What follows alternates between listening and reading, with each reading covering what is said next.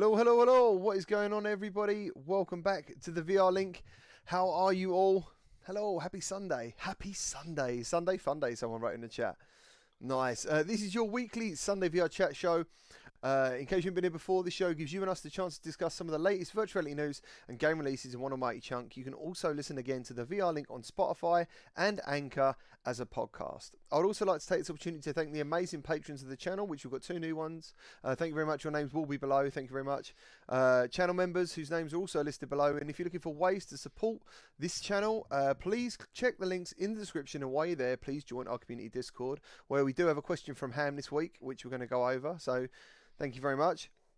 The Discord is full of enthusiasts of all sorts of headsets. It's not just about Quest or PSVR. It's all about VR in general. So, yeah, let me introduce my co-hosts. We've got Nat from 7 Degrees of Gaming. Hi there, guys. We've got Salson from Salsa Ketchup VR. Hello, everybody. And we've got Lincoln Clay from Lincoln Clay 670. Yes, you know who it is, the godfather of VR, the ageless wonder, the sexiest man to beat a kid up in Creed Rise to Glory. to tell a little short story about that, I was doing a stream of Creed Rise to Glory a few hours ago, Right. and I fought a kid who sounded like he was about 10 years old.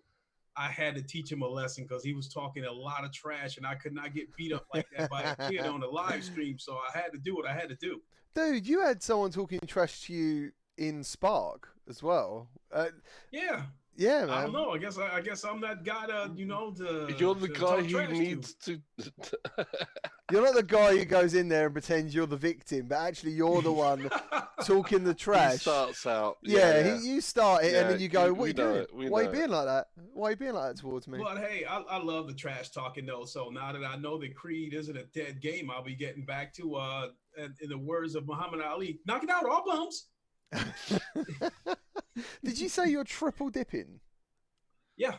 Triple. I already dip. have it on PlayStation VR. I have it on PC VR, and I'm going to go ahead and buy it on the Quest. And to explain that, like I did in one of my earlier podcasts today, that with boxing being in my blood, it's a given that that I would triple dip on a game like this. Robert just asked, so who won?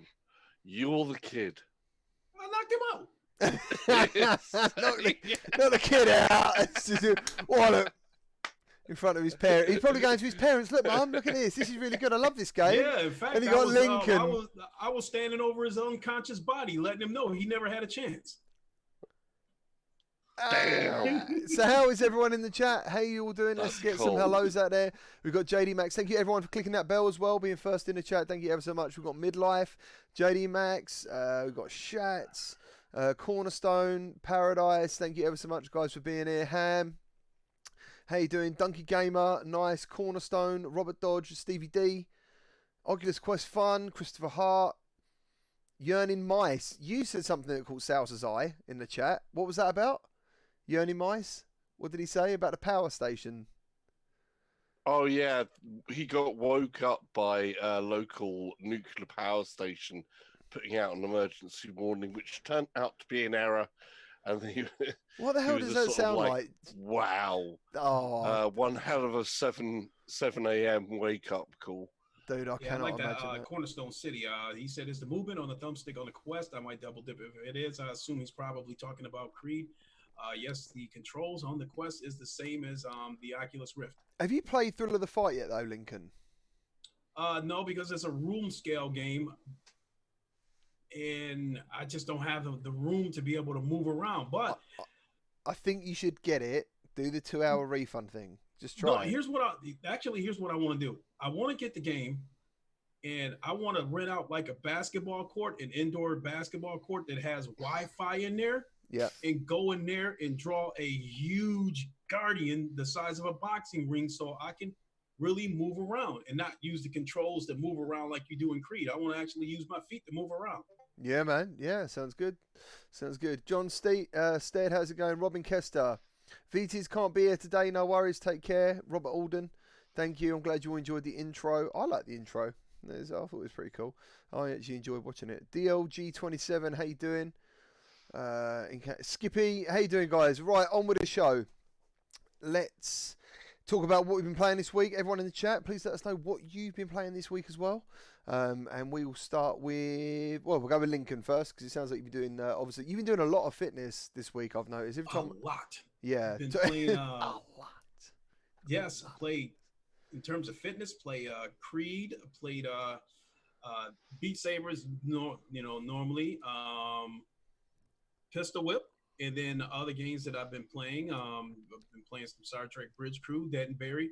Like almost every game that I've got in my Quest library, I've been playing that.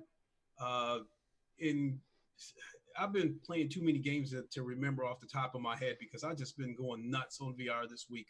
Because you got your PC. Yeah, I got my PC back, but most of that time has been re-downloading games. But all I really did as far as the PC goes was like download the game and play it for a few minutes to make sure the game is functioning and make sure my saves were still there. But other than that, most everything I did this week was on a Quest. It's basically turned into my everyday driver. Right. Yeah, man. Yeah, and I hear that all the time. A lot of people are just, that's what they love about a Quest. What about you then, Sal? So what have you been playing this week? A lot of the driving games, actually. I've been trying to see how they work with the Oculus Quest Link. Just pushing those up. Most work really well. So we played Assetto Corsa Competizione, Dirt Rally 2, Project Cars 2. I've also played a little bit of Westworld Awakening. Tried to get Lambada 1 VR, the Half-Life for Oculus Quest working. That is really good. I haven't got that working right yet. Oh, okay. I'm sure I will do. So that's about it. Most of it has been car games. Yeah, I mean, you love a car game, dude. Like Assetto Corsa Competizione. You mention that all the time. Like, you must play that every week. Well, that's one that I've been keeping an eye on. Is there a new track this week? Zim mentioned there's like there's a track that takes like 20 minutes or 30 minutes a lap or something, a British track. Oh no, that would be Assetto Corsa. It's like Zim plays a lot of Assetto Corsa. What's the difference? So Assetto Corsa is similar, like big sandbox one that has all different types of cars and all different things and tracks from around the world and has a load of mods. And that's the previous game. Okay. Now they've moved on to Assetto Corsa Competizione as the development studio. And that's very focused onto GT3 Blancpain World Series racing. So it's very focused onto one racing series. So I'm sort of wondering what one I've got. I think I've got Assetto Corsa. You've got Assetto Corsa, I'm which really glad you can about mod and use with Mod Manager. That's cool. So if you was to go Project Cars 2 as a sandbox one, and Assetto Corsa is also a sandbox one. Yeah. Assetto Corsa Competizione is a pure out sort of like GT3 focused racer. It's aimed at doing one thing and doing it exceptionally well. But it's still early days and they still have some optimization there with the VR. But this week has been about looking at the performance of the Oculus Link with games like the original Assetto Corsa, Dirt Rally 2, Project Cars 2. And I'm so impressed with what can be done with the Quest and Oculus Link because you can tune it up. Yeah, you were saying last week about it, yeah. If you've got a PC that's strong enough to do it, and you've got to realize that the Quest's panels are basically the same resolution as a Vive Pro. So when you put that quality up, it's that much nicer. You can read all the text on the car's drive panels, all the LCD panels, all the dials and everything else like that. And something like Assetto Corsa, where you can go in like a 1970s Lotus 49 on the Nordschleife in a full-on race with other old 70s F1 cars. It's insane. It's truly amazing at what it's like when that resolution is there. It's Sounds epic, scary as all hell, but such an experience. Sounds epic. What have you been playing this week, Nat? Nothing.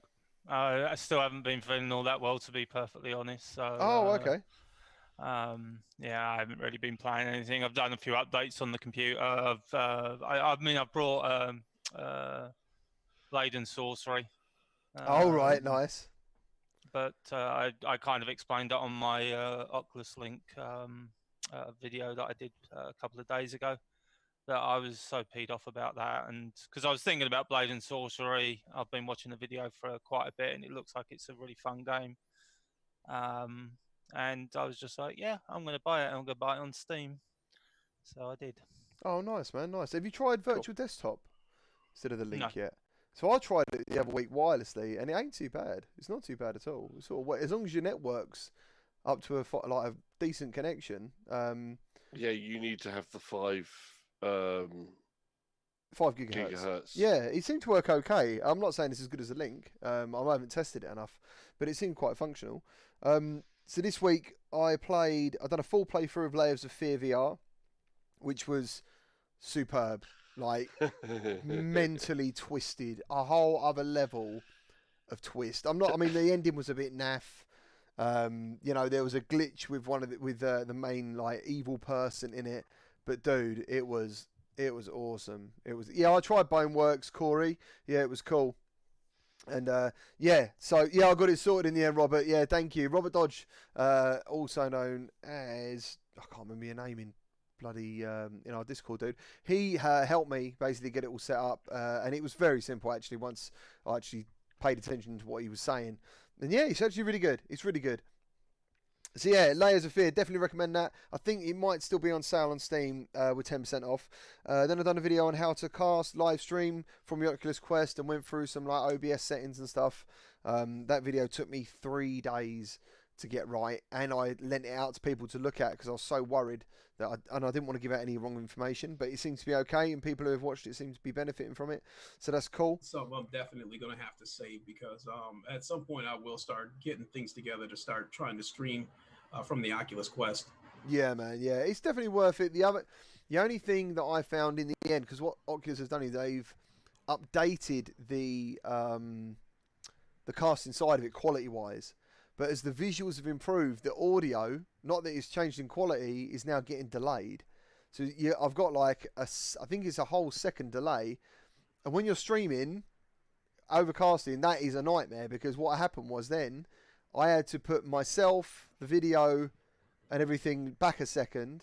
But then what did I do? I put my voice a second behind or something like that. I can't remember what it was, but it was a nightmare. And basically what I bought. So how many times did you have to try to like move the audio forward a second or back a second before you finally got it right? Every time, because even though like it was casting to a certain, like I'm saying a second, it would vary. So what I did was I bought it's got a head thing on it at the moment, a Bluetooth transmitter, which was something like £25, and then I bought another Bluetooth receiver, which was another £20 odd, because the only other solution I've seen was about 130. But that would also carry my audio from my mic, and I didn't need that. I didn't need that anyway, because my mic's being received by Bluetooth. And yeah, so now I haven't got to worry. Literally, cast audio's there because the Bluetooth is plugged into the Elgato via auxiliary. Done. That's it. Everything's in sync. I haven't got to wear 2 pairs of headphones now, because what I do is I use my output from OBS to listen to my own headphones. So it's all finally come together after months of stressing about streaming Oculus Quest. It's finally come together. Then we checked out Westworld Awakening, the same as South was saying. I thought that was absolutely amazing. One of the things it looks gorgeous. It does. I was about to say that too. It does look good. It looks really good, and another fantastic story. I really enjoyed it, but one of the things I noticed while playing it was that lack of interactivity we have. So Boneworks. Yeah, I'm right near the start, and it's like I'm grabbing vases and I'm grabbing cups and everything's just like. There's only some things that it'll allow you to. Yeah. Where they have like an outline and you can go, okay, I can grab that. Yeah, I feel like Boneworks has really spoiled me when it comes to that. I came in on your Westworld stream GT, the part where you were trying to hide from some guy using the scanner to try to see where he was at, like his infrared image. Oh, yeah. Yeah, it was good. I really enjoyed it. Honestly, I really enjoyed it. It was a great experience. And then I think someone was talking about this. Half-Life 2, done that in virtual reality thanks to Gary's mod. That was really cool. And then this afternoon, for some random reason, I decided to do Nintendo Virtual Boy on Oculus Quest. So I was just sitting there, man. I was like, I really want to play some retro games. And that's what happened. This is the reason that some weeks I don't talk about what I've done. I skip it because it feels like I'm talking about it. Just takes too bloody long to cover it all. So what's everyone been playing in the chat? What we got? What's the highlights of? We've got some people likewise with Lincoln who's been playing Spark and some more physical stuff there. Spark is an excellent game. So Spark and In Death with Shats. We're getting to that, Lincoln. Lord Nixon, sorry. He said he had the official link cable delivered yesterday for £89. So we're going to be talking about it. We are going to talk about it, definitely. It's one of those points. I know Ham put in a question about that as well. Yeah, via the Discord, yeah. Yeah, that was cool. So what we've got, our grandma says Vorpex also has virtual desktop functioning. That's really cool. Oh yeah, Nat, when you do check out Blade and Sorcery, what's just reminded me, there's loads of mods that are really easy to install and they're great fun, like Star Wars. I honestly have no idea on mods at all. There was a recent mod, I guess, that like there's a different type of lightning, and I think you can like mesh your spells. You can combine spells or something.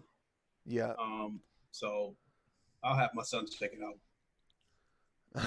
Yes, I'm too old for that sort of stuff. No, I'm not sure what that means. Tried Hell Split Skipping, nice. It's really good. Someone put a question, I've missed it. You got Cold Yogurt. I'm stuck at Boneworks Playroom. Anyone know how to get that Boneworks crate? I'm not sure what you're asking for. Are you asking about the sandbox mode? If you are asking about sandbox mode, got a video showing you how to get it, how to unlock that area, and also how to unlock a lot of weapons quickly. They're both on the channel. If that's what it is, man. If that's what you're asking for. And he's been working loads of overtime. Nice. Gun Club and Real VR Fishing from Ham. You got Cold Jogger. It says Boneworks. Real VR Fishing is absolutely fantastic. Yeah, Dave Robert Dodge has put himself in the corner for this, of course. He's been hooked on Star Citizen. Oh my good I've never played it. Don't. No? It's a black hole that you won't survive. Okay, no worries. Whatever it is you're playing, you better get back on this VR ship more sooner than later. Davo 1000, how you doing? Pistol Whip Dual Guns is amazing, nice.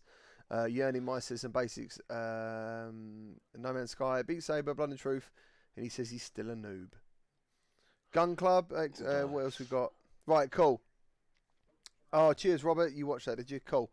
So, well, let's just jump straight into the. I'm dreading it a little bit. Let's talk about some news and talk about the pricing of the Oculus VR Link. But before we do, I've got to run my jingle, man. I've got to run my jingle. You got the jingle. Ready?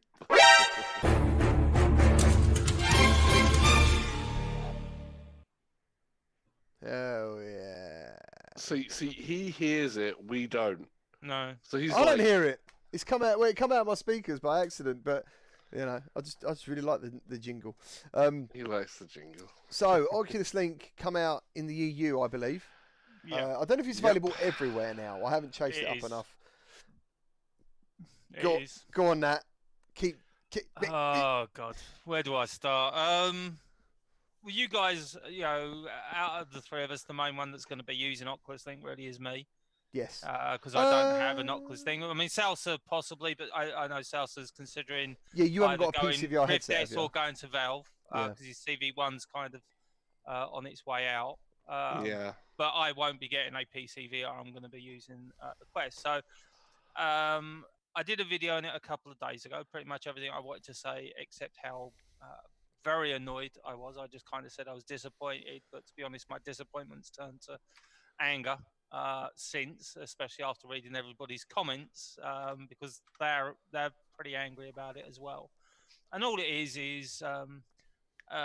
we've kind of known Oculus have done the same one-to-one system. So if they charge $1 in the States, they charge £1 in the UK. Yes. Which means we're still getting the worst side of it. We're still getting the worst of it, no matter which way you're looking at it. So like the Oculus Quest, the 64 gig is $399 and it's £399. It shouldn't be. It should be less than that. But what they did is with the link cable, they said $79, and I'm sure they said £79, but maybe they didn't. But literally, it went up, and I logged into it, and as I said in my video, I was literally ready to add it to the basket, click it, and log out. I think Lord Nexon said that he actually did buy it. And then I saw the price, and it was £89.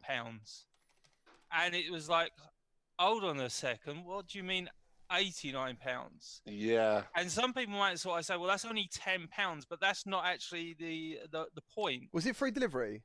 I don't know. I didn't get that far. It's free delivery, but it's free delivery in the US as well. No. Yep. But yeah, so I mean, I actually worked it. I think I've still got the bit of paperwork here. So I actually worked it out. So $79 equated at the time I was looking in terms of exchange rate to £60 and 50 pence. Yes. That's what $79 works out at. Yes. Now, obviously, we get hit for 20% VAT on that price. You don't get sales tax on the $79, but I don't know anywhere in America that has a 20% sales tax. I think the most that I'm aware of, and obviously the Americans in the chat can thing, I think is like California and New York, which is like 7.5%, I believe. Right. 7.25. Yeah, I think that's like the most. So, under no circumstances, does it bring it anywhere close to £79? I think it brings it. I think Salsa, you worked it out. It brings it to about £72. I worked out that if I was to buy it in the US, put 20% on top, get it shipped to the UK with 20% on the shipping as well, and I was being stingy and rounding everything up, it would work out at 77 quid, basically. Yeah, so basically, so being £89 makes it $116 for us. Yeah. Look at Robert Dodge accusing me of scalping. Says I want to buy them, ship them out the U.S. I do have to say, 7 Degrees. As an American, it's nothing new, but at the same time, I'm embarrassed by this because this is just everyday behavior with corporations here in America. But the thing is, it's not corporations, because if you look at Valve, if you look at Steam, the Steam headset, the complete package is $1,000, correct? For the headset, the knuckles, the Steam 2 base station, it's $1,000. Right. Well, here in the UK, if you buy it off Steam, it's £919. So it's still less. It's always been less. The only company that I'm aware of that has ever charged a one-to-one price is Oculus. They're the only ones that I've ever known that have ever done this one-to-one price. But this isn't even a one-to-one price. I was willing to pay £79. I thought it was a bit much, and I wasn't too happy of it. But it was like, okay, I'm okay with $79. It was the $89. It was just like, no, you've just gone that one step too far. In this occasion, Valve might be the exception to the rules in terms of what you're talking about, but what happened with the Oculus Link cable, that is all too common here. I mean, not so much. I don't know anyone else that's done it. Even HTC, the price was cheaper. I'm not necessarily talking about in the VR realm. I'm just talking about, American corporations in general. They'll find a way to mark something up when it's a hot item, when it's trending, because they're trying to capitalize on it being hot. This isn't on the hot end item or trending thing.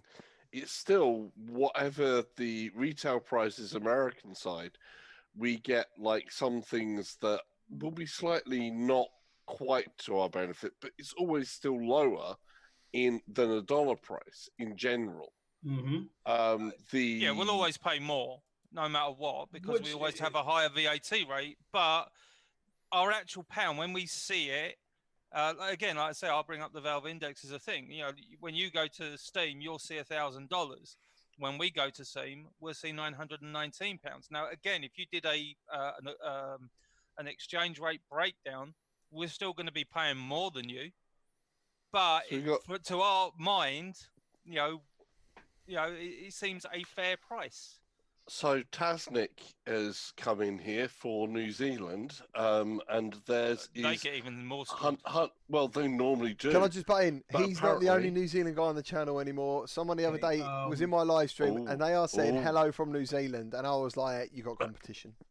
You got competition there, Taz. I'd like to respond to this is Renz. He says, "Hi, new there from the last stream. It seems down left, guys, is the host. Down right, one seems to know everything about sex VR. What makes the top 2 special?" Well, hey, you're the perv of the crew. It's done. Oh my God, this is funny how this has evolved. This is Renz. To put it in simple terms, I took a look at a adult themed VR experience for about 30 minutes, and then it didn't tell anyone. We found out meme until a huge joke. We found out. He's done 300 hours in it. Get to the chopper said. I wish that was the case, but no, I've only took a look at it for about 30 minutes, and believe me, I was well aware that when I first took a look at this thing, that my Steam friends would see that I took a look at it, but at the same time, we are grown up, so anybody that acts like they haven't seen adult material is lying. We are grown ups. I've never seen anything like that. Liar. We are grown ups. This couplet. Yeah. It's dangerous to go alone. Take this with you. Take this drink. Let's pull that back. So Tasnik was saying $139 in New Zealand dollars, which equates to £70.76 currently. So awesome. And so why is the UK and the Europe one as well? Do you know what this has done though? This has killed the conversation about people even wondering if it's worth buying a little bit. Exactly. It's actually gone that out of the water. Technically, it is a great product. Yeah, it should be an awesome product. I've decided not to buy it just out of general principle. I saw Lord Nixon's put down there that it was an extra £10, and he's put down it's 2 pints of beer. For me, Lord Nixon, it is about the principle. It is about the case that you want to scalp me for some extra money, and this isn't what Lincoln was talking about, where some companies will then scalp the price because of low demand or anything like that. Because that price in the US for that link cable has always been $79. It was just delayed. This is the problem that you have with this. Is the funny thing is, if you go down all the extras, the accessories that they do, everything else is on a 1-to-1. Like the case is $40 and it's £40. Yeah, and it is just a case of the principle. Look, the Amazon cable that you recommended to me, GT. To be honest, it works fine. Occasionally, I get it messes up or something. Is that the basics one? That's the basics one. It does the job that I want fine. And to be perfectly honest, because the Oculus have now leaked the specs out, because they said, well, look, we're going to let third companies make the cable up to our spec. I'll just wait for a third party company to. I was going to say, so. This is the anchor cable. This is a 3-meter version of the cable. On January the 18th in the UK, there is a 6. What is that? How long is? I'm sure it said there was going to be a 5-meter version. Right. Coming out later on. It's 3, just around about 3 foot for every meter, isn't it? So. Yeah, there's a bigger one coming out. Basically, there will be others. That's what Nat's saying as well. He's right. There will be others, but. It's the weight for me. It's the weight. You can do this type of thing where I've got a powered extender, and then you add the basics cable to the end of that. So I essentially have a 5-meter cable and the extra 3 meters of the Amazon Basics cable, and that works. But at the same time, this cable weighs a hell of a lot. It's not exactly the most easy to manage cable, and the technology that's represented in this cable is really good. The fiber optic is so much skinnier. You know, if you're going to take this somewhere away with you or whatever and use it, it's practical. It's really good like that. So like I've got, but the principle is the price difference there between the US and thing. Even when you compare it to another fiber optic solution, it's still cheap at £89, but it is the principle that it's being overcharged here by an amount that it shouldn't be. So this is what I wanted to know. I mean, like, the main thing for me is weight. Yeah, because I know I can get one of equal length. I'm not bothered about that. But it's the weight, because at the moment with the Anchor, because I've got a U-Green 2 meter extension. I use with my Anchor cable. That's all on the channel as well. So basically, I have to put that cable from the Quest into the top of my rear pad, and that holds it to the top of the back of the head. I do it in the bottom. Yeah, whatever way you got to do it, at the end of the day, if that cable's off to the back of your head, it's not too bad, but it is still quite heavy. One of the things that makes me curious about this behavior is I'm under the impression that VR is growing and prospering more in the UK than it is in America, because I'm using my observation of YouTube from that, because the majority of the YouTube channels that I see that are VR centric are in the UK. I mean, I don't see a terrible amount of VR channels here in the States. I'm not sure. Maybe that's probably the community you're mixing caught in our bubble, mate. You've been caught in our bubble. Yeah. You've become an Anglophile. Well, they won't accept you anyway now, you pervert. You yeah, but I mean, even before I met GT, I was looking for VR channels left and right. Yeah. And there wasn't too many of them. But once I met GT and got exposed to a bigger audience, the majority of the VR channels that I've seen have been European. You can't be an open pervert.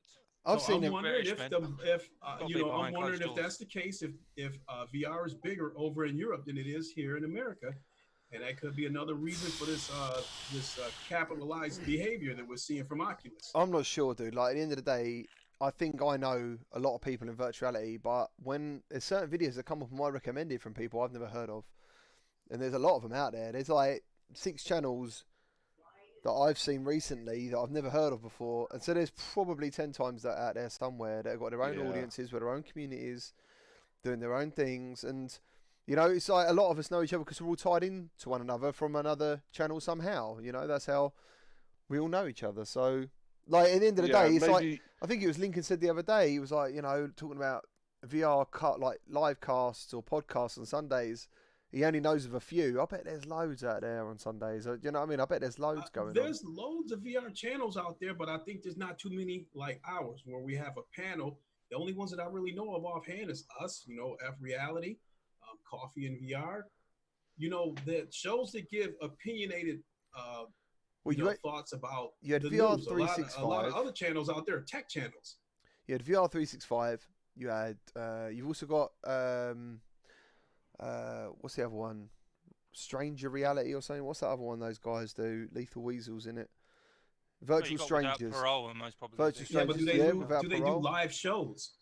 I don't know if it's without live. parole do. Yeah, without parole do. I don't think Virtual Strangers. I think that's pre-recorded.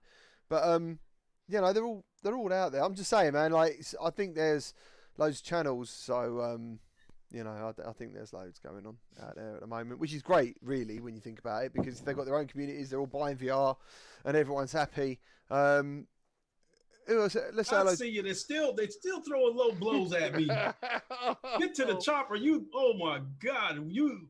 You stirred up a hornet's nest with this 300-hour mess. I see Mick took a shot at me, said most Americans watch VR in paradise. Oh my goodness. Man, I don't know what to say. Oh. Seabass, he's saying the bottom left, which is me, considered like Julian from TPB. I don't know what that is. I don't know. Me neither. No, I don't know what it is. But it even says I am drinking. It's whiskey and coke. But yeah. I thought they were referring to me because I'm drinking Diet Coke. But Well, maybe he's in about you. I don't know. What's in there. Depends. It looks like bottom left to me. Trailer Park Boys. Trailer. I've never seen it, dude. I don't think. Never heard of them. Right. Okay. It's on Netflix. Robert Alden says thinks that Oculus will eventually software update a higher frequency frame rate past 72, and then will be a frenzy to buy official. Do you know what, Robert? I thought that when I first used the link cable, I wasn't sure if it was still at 72. I was like, is this at 90 like a Rift? That's what I was thinking. But apparently no, I'm wrong. But imagine that. Imagine if they said only our cable. But they could. Yeah, they could. I mean, the panels in the headset can actually be pushed up to 90. Yeah, man. And this is still beta that they're going on. And if there's one thing I've learned from doing it this week, is it looks really good in the headset when you push the quality up. And having that at 90 as well would be something that's really great. Rowdy guys put whiskey coke. Yes, mate. I'll tell you what is a really good drink is Disaronno whiskey and coke. It's called the Godfather. Put it out there now. It is a mental drink. It's absolutely amazing. So, I don't drink alcohol. that's cool. That's why? Why? I swore off it years ago. Fair play. Fair play. I don't either. I don't drink alcohol either. I haven't had a drink in about 8.5 years. Yeah, man. There's no. Yeah, I mean, to be honest, I'm not really fussed by it. I can take it or leave it, the same as anything else, really. If it's there, I'll have it. If it ain't, I think I've got the same crate of beers. I don't know. I've had them for about 3 months now. Just like sitting there waiting to be drunk, and I'll never bother. So 5 million PlayStation VRs have now been sold. Yeah. Congratulations, Sony. Yeah, that is pretty amazing, dude. It's pretty amazing. That gets a thumbs up with me as well as a thumbs down. Go on. Okay. Go on, I've got to hear the thumbs down. What's happened? What have I? Should have been at 5 million a long time ago. We should be staring 6.5 million in the face right now, maybe even 7 million. But there's several factors that I thought contributed to that. One is the launch of the PSVR headset, which came out in October of 2016, almost 3 years after the console launched. The price of the headset, which was $500, even though it was the cheapest of the major headsets. But I'm a firm believer that if you buy some wheels, they should never cost more than the car that you're going to put them on. So you have a peripheral that costs more than the base. Also, I think the headset should have been on sale a little more frequent. And I think Sony did a minimal job of marketing this headset. You think they've done a minimal job? I believe so. I mean, like, I've seen a ton of Oculus commercials, ads compared to PSVR. I know, like, don't get me wrong. I think Quest have tripled PSVR in terms of commercials. Like, seriously, it's everywhere all the time. I get that. Yeah. But for the time, like, PSVR really went at it. I remember seeing it on TV. You know, I actually do think they've done quite a good campaign. they've definitely tailed it back recently. Yeah. But yeah, I think when they first brought it out, they were. I mean, I remember going to the cinema and seeing a PlayStation VR. Same. Yeah, that's true. So yeah, they at least here in the UK. I mean, obviously, I can't talk about. But let's face it, though, in the last couple of years, whenever they put the PlayStation VR on sale, they moved headsets. You know, they had look no further than the recent Black Friday when they had those bundles for $200 with 5 games. I'd love to see the numbers of how many I sold. We know they were moving them because I was hearing at one point that it was sold out. Rowdy's saying the opposite.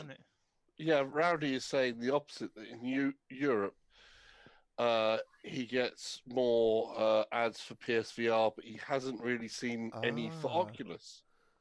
So you've got to remember, mainland and UK tends to have differences there on different things. So even when you go to like the cinema, thank you for the $2.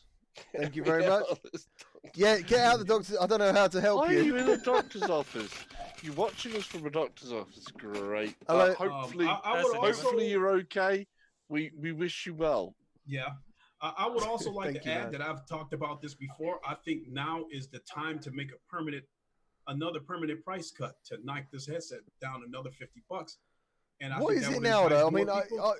I wouldn't expect to pay more than 250 quid for a brand new one now. Yeah, I With thought some it was games. But it 200 retails for there. I think it is retails for $350 with the Move controllers and $300 without the Move controllers. I think the Move controllers are a piss take. That's, to be honest, Sorry. that's my biggest bugbear at the moment. Sony, over a year and a half ago, should have brought out new controllers. Yeah. That's the only thing. I think Salsa has said in the past, the quality of the headset is actually pretty good. Comfort Mhm. is fantastic. No God Streaming rays. because of the PS4 is the easiest. I mean, it's easier than PC streaming. If you want to set up a YouTube channel and stream some VR, the PlayStation VR is the simplest by a country mile of doing that. Yeah, we've said that The a number biggest- of times. Yeah, the biggest issue, unfortunately, is, and it's a developer issue as well as a user issue, is the Move controllers or not having a controller with some sort of analog stick built into it. Because some of the games are still some of the best games. The exclusive, still some of the best games you can buy in VR. Whether it's You Resident caught Evil 7, Paradise. Yeah, Case, that is brilliant. He's right. He's absolutely right. I know the tracking might not be as good. Like, the tracking's really good with Vive, but he is right. He said the Move controllers are slightly better than the Cosmos ones. Like, I don't know. I actually think the worst controllers have got to be the Vive ones, then the Cosmo, which are both Vive. Well, not for tracking. Vive ones. No, just for tracking bloody are holding them excellent. and using them. It's They're just horrible. holding them. Yeah, Yeah. you need a separate thing to be able to hold them. I actually really like the Move controllers, how they feel. They're brilliant in certain games and Beat Saber and stuff. They're great. Don't but, mistake what I'm saying as me bashing them. I just think that I don't think you're bashing them. if you weigh in a few more factors, I think they'd be a lot higher than 5 million. But 5 million is still an amazing feat, and I still believe that VR wouldn't be where it's at if Sony hadn't kickstarted everything. We say it's an amazing feat, yeah, but there is 106 million PS4s and PS4 Pros out there. But that goes back to me saying when you buy wheels, they should never cost more than the car. Yeah, but how many PCs are out there compared to the sales of PC VR headsets? Good point. It's unfortunately, as passionate as we all are about VR, we have to accept the fact that at the moment VR is still a niche market. I think that's why Half-Life Alyx is the thing that we are so excited about, because it could be the breakout, because it's a known quantity. It's Half-Life. I'm willing to bet you, out of all gamers on any platform, VR gamers probably have the highest attach rate. They probably have the biggest library. Games are cheap, and there's so many different experiences. You want to try this, you want to try that. So I'm willing to bet you, people that's been gaming for, VR gaming for about 2 years, how many games do you have in your library? How many backlog games do you have that you haven't even gotten to yet? I was actually just having a quick. I was trying to have a quick look. A Sony PlayStation VR starter pack is currently £259. The Sony PlayStation VR Mega Pack is £299. Do any of them come with the Move controllers, though? No. No, I was just going to say that. That was the one thing that made me... The UK has been really bad about coming with Move controllers in packs. That's why I never recommend any bundles, because to be fair... to come along. I know the Move controllers are an add-on, but I think they're really essential to the PSVR. And thanks again, Scott, for the $5. Very kind of you. Move controllers are what's kept him from going back into PSVR since getting the Quest. Yeah. Responding to Rowdy guy, he said you need wheels to drive. You don't need headsets to game. I'm speaking of custom wheels. I mean, I get what you mean by that, but custom wheels are something that you don't need, so they should never cost more than the car you're trying to put them on. And that's where I was trying to go with that I felt like a peripheral should not cost more than the base. I don't feel like the PSVR should have cost more than the console. I want to spend some time on the comments here, because a lot of people are taking the time. Well, I know somebody put in the comments, and sorry, I can't remember where it is, but they were saying that because of the Quest being wireless, that Sony have had to rethink PlayStation VR 2. I don't think that's actually where their mindset is at. I don't think having a tethered system is problematic. Also, you got to remember that Sony are going to want to keep the price down, and making a wireless headset that connects to the PS5 is going to cost. So to keep the price down, I think they're still going to go tethered for it.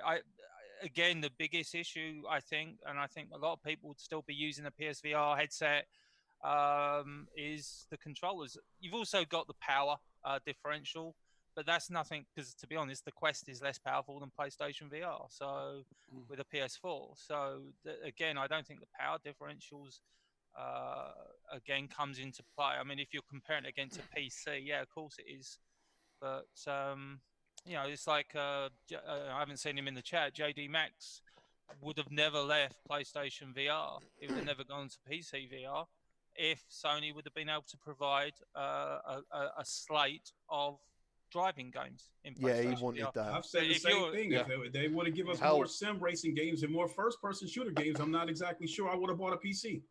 Yeah, but if you go where their games are. If GT Sport was the full game in VR, he probably would never leave GT Sport. Yeah, I agree. So VR Gamers has said UK is the most PSVR users per head population. That's official too, but he doesn't know about PC VR. Has anyone had experience, this from Benji Barker, shadow PC gaming alternative to buying a PC VR rig? Yes, I believe in our Discord, if you want to jump in there for a chat. Scott Merrill, who is called Oculus Quest Game Cat, I think, or something like that in there. He's been using that to run some things. He's been testing that out. I don't think it's available in the UK yet, the shadow PC thing, which is pretty cool. When I saw it, I don't know if I'll be able to use it streaming because of my bandwidth at the same time, which basically means you stream the power of a PC from somewhere else and you use that. It's a cloud-based solution. And it's supposed to be awesome by what he's saying. Also, I want to quickly point out, Rob M's just put in, Oculus aren't selling any Quests right now. It's out of stock everywhere, which is actually correct. Yeah, we was just going to jump into that. So one of the things that we found out earlier today, where did I put that? Oh, okay, yeah. So Road to VR posted the Oculus Quest back orders have slipped into early March on Oculus Link to mid-February. Oculus is now quoting March the 3rd delivery date for the 64 gig version and February the 27th for the 128 gig version. Amazon.com quotes 128 gig is coming back in stock on January 22nd, and there's no date or information for the 64 gig version. It says the Oculus Link cable is also in high demand, with shipping slated for the earliest delivery of February 10th. European availability for Oculus seems significantly better, with 64 gig versions delivering January 23rd and the 128 gig delivering on January the 15th. And also, why that was being said, in some comments, people have said what they're doing is checking out Amazon just on the off chance, and they are turning up now and again. Random, I guess, amounts are turning up and they're going again. So, well, you got the third-party marketplace on Amazon as well, so that's where the scalpers that Lincoln has been talking about. That's where they're putting a brand new Oculus Quest and charge, £600 for it, and people, unfortunately, because they want it, will pay it. I don't think you should. I think the systems will eventually come back into stock, and I get. The case of wanting to have it. We know Oculus, Facebook are making the headsets as quickly as they can. It makes no sense to try and drum up demand by withholding stock. I think even Nintendo kind of learnt their lesson with the Nintendo Switch. That they've tried to knock out as many Nintendo Switches as possible. Whereas in the past, I think they'd have just kept, their manufacturing numbers at a basic level. So Mr. GT just sent me an image from Amazon, which is the UK. It says Oculus Quest 128 gig, the VR headset plus the Vader Immortal series for $549. But I thought that was like an offer that had finished. No, Vader Immortal carries on until 31st of January. Oh, okay, yeah. So it says it's in stock January 25th. So how much is it? $549, which I thought would be $499. It is $499. So I don't think that's an actual Amazon. I think if you check it, it'll be a third party. It's Amazon, marketplace. It's Amazon. Oh, it actually says it's shipping sold from Amazon. It says Who's it saying it's been sold by? Oculus. This is Oculus at the top left. No, hold on. That's Have a on the look. Amazon.co.uk site, yeah? Yes, mate. Yeah. Okay, Yoni let me Myers, have a thank you look. for coming to the channel, member dude. Thank you very much. Love that GT green symbol. Thank you. I don't know who our longest members are. Obviously, my wife is one of them, but I think it's DJ and someone else. I don't know. Sorry, was it 64 or 128 you This was 128. Yeah. Yeah, okay. Hold on. It says it's in stock January 25th. Okay, yeah, I got it 549. Yeah, that's weird, isn't it? I thought it was 499. I thought that was a free. No, if you look down, that 549 price, it's sold by Amchi Limited and fulfilled by Amazon. It's a third-party marketplace. It's a third party. There you go, thing, dude. yeah. There you That's go. why it's 549. Do you know what though? Yeah, If I was a lot of desperate, people I'd don't happily pay appreciate- that. If I was actually, I'd be thinking, yeah, all right. Well, it's 50 quid, isn't it? So, yeah. For that headset, and it's only because I love it so much. You know what I mean? Shats, he said, I've tried Quest. Honestly, it was very uncomfortable for me. Hurt my face after a while. Yeah, we've covered the uncomfortability of the Quest a number of times. There are mods out there that a lot of people have now. I don't really know anyone, I don't think, who just uses the Quest straight. Does anyone in the chat actually, are they happily just using their Oculus Quests with no mods? Yeah. I do. And it is like just below the eyes, it does put a little pressure, bit of pressure on there. So I'm starting to look at face pads and all that stuff. Right, cool. So yeah, Nice. we've got like this one at the rear as a pad. We've got one that's in there. What is that you have right there in the front? VR cover? So this is the back one for the very back, and then the front is a VR cover, and in here are actual prescription lenses over the lenses, which like just come off like that. Nice. So that makes it a hell of a lot more comfortable for someone such as myself. This back one in particular made it a hell of a lot more comfy. Yeah, the rear pad. Mine's looking a bit of a freak show at the moment. Yours is. Yours is a proper freak show.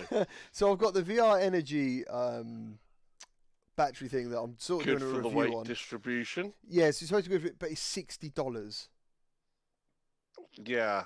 That can't be Yeah. right. I didn't know that, and then I looked into it and I was like, it's a headlamp battery. Do you know what I mean? I need to figure out what's going on with this, because even if it... So basically what happened was, in the chat the other week, we was talking about it in the Discord, and someone said to me, apparently someone has proved that this doesn't charge your Quest. It'll hold its charge. Yeah? Tell Ham to behave. Behave, Ham. Ham, What's he doing? behave. Yeah, he loves touching himself. So yeah, so I'm not too sure, but does it work as a counterweight? It does. I'm just going to run the hell out of this. That's why I done a virtual boy stream earlier. I wanted to kill the battery on the Quest and then run it off this, see how long it runs for, see if it actually charges it while you're playing. This is one of the other things as well, actually, with the link cable and the official one and the unofficial cables. Okay. The charge rate. So off of my extension cable and the Amazon Basics, it can't sustain the charge indefinitely. Right. It does charge it, but I was getting about I get about 6 hours of gaming before the battery goes flat. That's interesting. Might have to look into that. What, so you're using the link with a cable and you play Yes. it and eventually the Quest runs out anyway? Yes. Yeah, the Amazon Basics cable doesn't charge it from the USB. It charges it. If you've got there, it adds to the charge. Oh, I don't get any But- charge. It just stays level for me. Okay, mine does charge. I'm using both a repeater cable, a powered repeater cable, and Amazon Basics. And that's coming direct from my graphics card. But it does charge it, but not up to the full rate. So it creeps down. So I end up with about 6 hours worth of play, maybe a bit more, maybe 7 at the outside. When you showed your Quest, do you guys just have it on the fake leather feel on your face? Is that how you have it? Yeah. Oh, I couldn't do that. No, I like that. I don't. The other thing I bet he feels does. scratchy. Yeah. The other one feels scratchy. I couldn't do it, man. So these are like VR cover things that are good for like sweating and stuff. I've got a couple of them. Yeah. Just chuck them in a washing machine. I think you get 2 for £10, and I love these, man. These are like These are very, very comfy. I couldn't do what you did. I tried that. No, it's horrible. I tried those and I was like, no, that's not. Yeah. All right, cool. Wasn't good. So did anyone check out the NVIDIA VR SS variable rate super sampling Yes, update? of course I did. Of course he did. Nah, I'm scared to. I tried to, but I couldn't find the damn thing. I followed the instructions. Who put instructions up? Upload VR. They put instructions up, Yeah. and Yeah. I couldn't find them. Really? I followed It's exactly what because they said. It's game specific. No, the actual to go in and actually change the setting on the NVIDIA thing. It should be. I Yeah, couldn't find it. It's Oh, game right. specific. You have to go over to a specific part of the NVIDIA drivers, the main system drivers, and then find your game Oh, for God's to sake. be able to find it. So it's not easy. Oh, it's okay. He's saying early it's days. for RTX cards only. Cheers, And Ham. it's for RTX cards only, yeah. So yeah, I was a little bit like, I don't know. It's only 20 games, so I wasn't overly amazed by it. And then Mike VR Oasis messaged and was like, "Is anyone getting any success with this?" And I think basically, if you've got a really good GPU anyway, you don't really see anything. He couldn't see anything, and he wasn't that Well, impressed by it at all. So I'm You've got to assuming remember that it helps out it's for lower GPUs. Yeah, it's where you've got something that has a performance issue. So Yeah, if you're not getting What any you c- performance issues, is this something to actually be excited about? If you got a 2080, would it matter? Does it even matter? That's what I'm. well, it will do at some point because there's going to be other headsets and other games where you can't get 90 FPS. Yeah. So let's say, for example, if they put this into play on one of my racing games where I'm mainly concentrated right at the center of the Yes. screen. Yeah. Yeah. Now, I can make it so that I go, okay, super sampling. I turn the super sampling for the whole game down. So instead of me running like 1.2, 1.4 super sampling across the whole game and ending up with 45 FPS, I run, say, 80%. So I lower it, get the FPS up to 90, Yeah. but then it goes, oh, right, but you've now got extra headroom. So what this will do is it'll go, you've got the extra headroom, we'll push the middle bit from anywhere from, 0 up to 8 times super sampling. Yeah, man. Like, I think it's fantastic. I really hope they can just use it on all games in the end. That'd be great. Yeah. It's like foveated rendering in reverse. I'm so here. instead of I'm the, here, Mick. the Sorry about that, You know. Salsa. oh, it's okay. You should. Actually, I was a little bit apprehensive about this VRSS because I was worried that it might make the computer work harder. No, it's supposed to be the opposite. And it turned out with my PC, it turned out it was the graphics card that took a dump. Oh, okay. What did you have before? The Alienware Aurora R8, and when it took a dump, I thought it was going to be the SSD or the processor that took a dump because I've got an i5 9600, which I don't know much about that kind of stuff, but I'm led to believe that it's kind of in the middle of the road as far as processors go. And I think I was probably putting a heavy load on my PC by streaming and gaming from the same PC and then turning the graphics all the way up.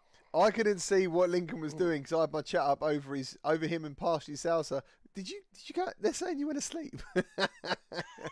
Did VR Paradise break That's it? why I said I see Mick because he was like, somebody wake Lincoln up. He's lovely, No, Lincoln. actually, I was trying to take in every bit of what Salsa was saying because this is something I need to know every bit of information about this before I decide whether I want to try it on my own PC. Yeah, man. Yeah. Yeah. I will check it out, but I just wasn't in a race to because I'm quite happy with the performance I get. So I'm like, it's generally foveated rendering in reverse. So where a developer will put in foveated rendering because they've got performance issues and they want to maximize the performance issue, this is where you as a user can say, right, I'll dial down certain things so the outside will go fuzzy, and then the card is going to kick in and is going to put that middle section, the sweet spot that you're normally looking at, up into the high resolutions wherever it can, so that you don't notice. So to put it in simple terms, well, ask Lincoln in the outside of it, where the resolution goes down a little bit.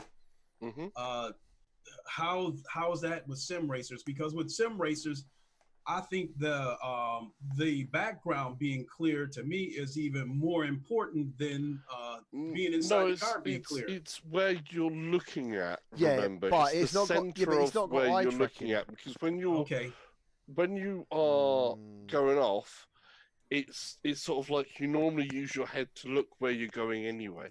Yeah, if you sat in there, Lincoln, and went around your eyes like that, to look, you'd see that. Yeah, you'd see it. I think. I'll have to check it out. I understand what he's saying right now. Technology is exciting, though. I haven't heard of that if yet. they apply it to, again, eye tracking. If they get eye tracking in there, then you're immediately looking at foveated rendering and super sampling, and then optimizing the view as much as possible. So we're starting to see where they're working the technology to draw the highest resolution to where it matters and the highest FPS to where it matters. Mick, I might contact them and see if they want to sponsor the VR Link. Yeah, that was I definitely needed to take this information in, because I think with sim racings, I think the better you can see a corner before you get to it, the better you can attack that corner. So background clarity is everything to me, because Drive Club was absolutely awful. I couldn't see turns until I got there. It's still about the center point of where you're looking, not about background or foreground. It's the center point. So it's the same with foveated rendering. The center is clear, and it gets gradually less clear to the outside. Right, I get it now, but I was primarily a person that would keep my head straight, but move around with, look around with my eyes. Yeah, so you have to get you get out of that. I'm reading a lot of comments from Tantrum. He's put, what I've noticed about PC VR is software and hardware issues. PSVR just works. Now, he has got PSVR, and he has expressed his interest in PC VR, but I'm getting the feeling he's starting to go away from that now. The money you have to spend to make Quest comfortable, so he's a little bit like, I don't know, and then he basically makes a last point. And to be fair, he always makes fair points. Some of you guys that own RTX 2000 series cards, and VR is still tough to run, I hear. So, and I get that. I haven't had any issues, I mean, I've had a lot of people comment on the Hellblade Senua's Sacrifice video that I did, and Fallout, not on my video. I think it's more my comment that I was really impressed by the quality, especially on Hellblade Senua's Sacrifice. I was like, my God, this looks absolutely amazing. I'm blown away. Fallout 4, again, I was kind of like, this is really good. It's just the user interface is garbage. It's horrible. But I think I come from it from a different point of view from the people that have been kind of sort of saying, oh, the Quest is garbage. It doesn't look good on the Quest. I literally have come from PlayStation VR and from the Oculus Quest standalone. I've never come from the PC side, so I don't have a PC reference point. So to me, when I put the Quest on and use the Oculus Quest Link and I play a PC game, it looks absolutely bloody amazing. Yeah. Because my comparison is to the Quest and to PlayStation VR. So, like I say, the catch there is, I think if you have got or if you have got a reference point of PC VR, yeah, you might be a little bit disappointed with it. But like when I go and play Half-Life Alyx, I'm still not going to have a PC VR reference point. You're taking jabs at me. No, they're not. They're asking legitimate questions here, Lincoln, about VR Paradise. Yeah. How much you're getting paid by VR Paradise? You're the man. You're the man. We don't know about the transfer to PlayStation VR. Will it be getting a PlayStation VR mod? I was going to leave you to answer these questions in a minute. Someone told me you got the logo tatted on your head, and that's why you're wearing a hat all the time. To Paradise Decay, no, I don't have the official cable anymore. And I won't be getting it. He won't take his hat off. He knows. Oh my goodness. Yeah, so all I can say to Great Tantrum is you are right. PSVR is very simple. One of the things that bothered me from a streaming point of view is game crashes. Like I had more game crashes on PSVR than I ever have on PCVR. That's just how it's been for me personally. PSVR game crashes used to happen quite often for me, and I think from a streaming point of view, it sort of sticks in your mind a bit more maybe. And touch some wood. So far, the PC thing's been okay. It's been better than I expected. From someone who was scared to get a PC. One, cost. Two, because I used to bloody see the blue screen of death all the time. Like, I got sick of it, dude. And that's what I was talking about. When I played Half-Life 2 in virtuality, that was the game I bought the PC for. Purely for that game to run perfectly. And dude, like, that game run great. Played it was great. And then I played Far Cry, that was amazing. Doom 3, that was amazing. And it just like, and after that, it just went downhill. The PC got slower. I got blue screens of death all the time. And I really thought, dude, this never happens on a gaming console. But yeah, I mean, maybe around for me, I was like, I had the only problems I was really having with PlayStation VR is that certain games were drifting as far as the controls go. I wasn't really having problems with games crashing on me or anything like that. I was having more problems from the PC than the PlayStation VR in terms of that.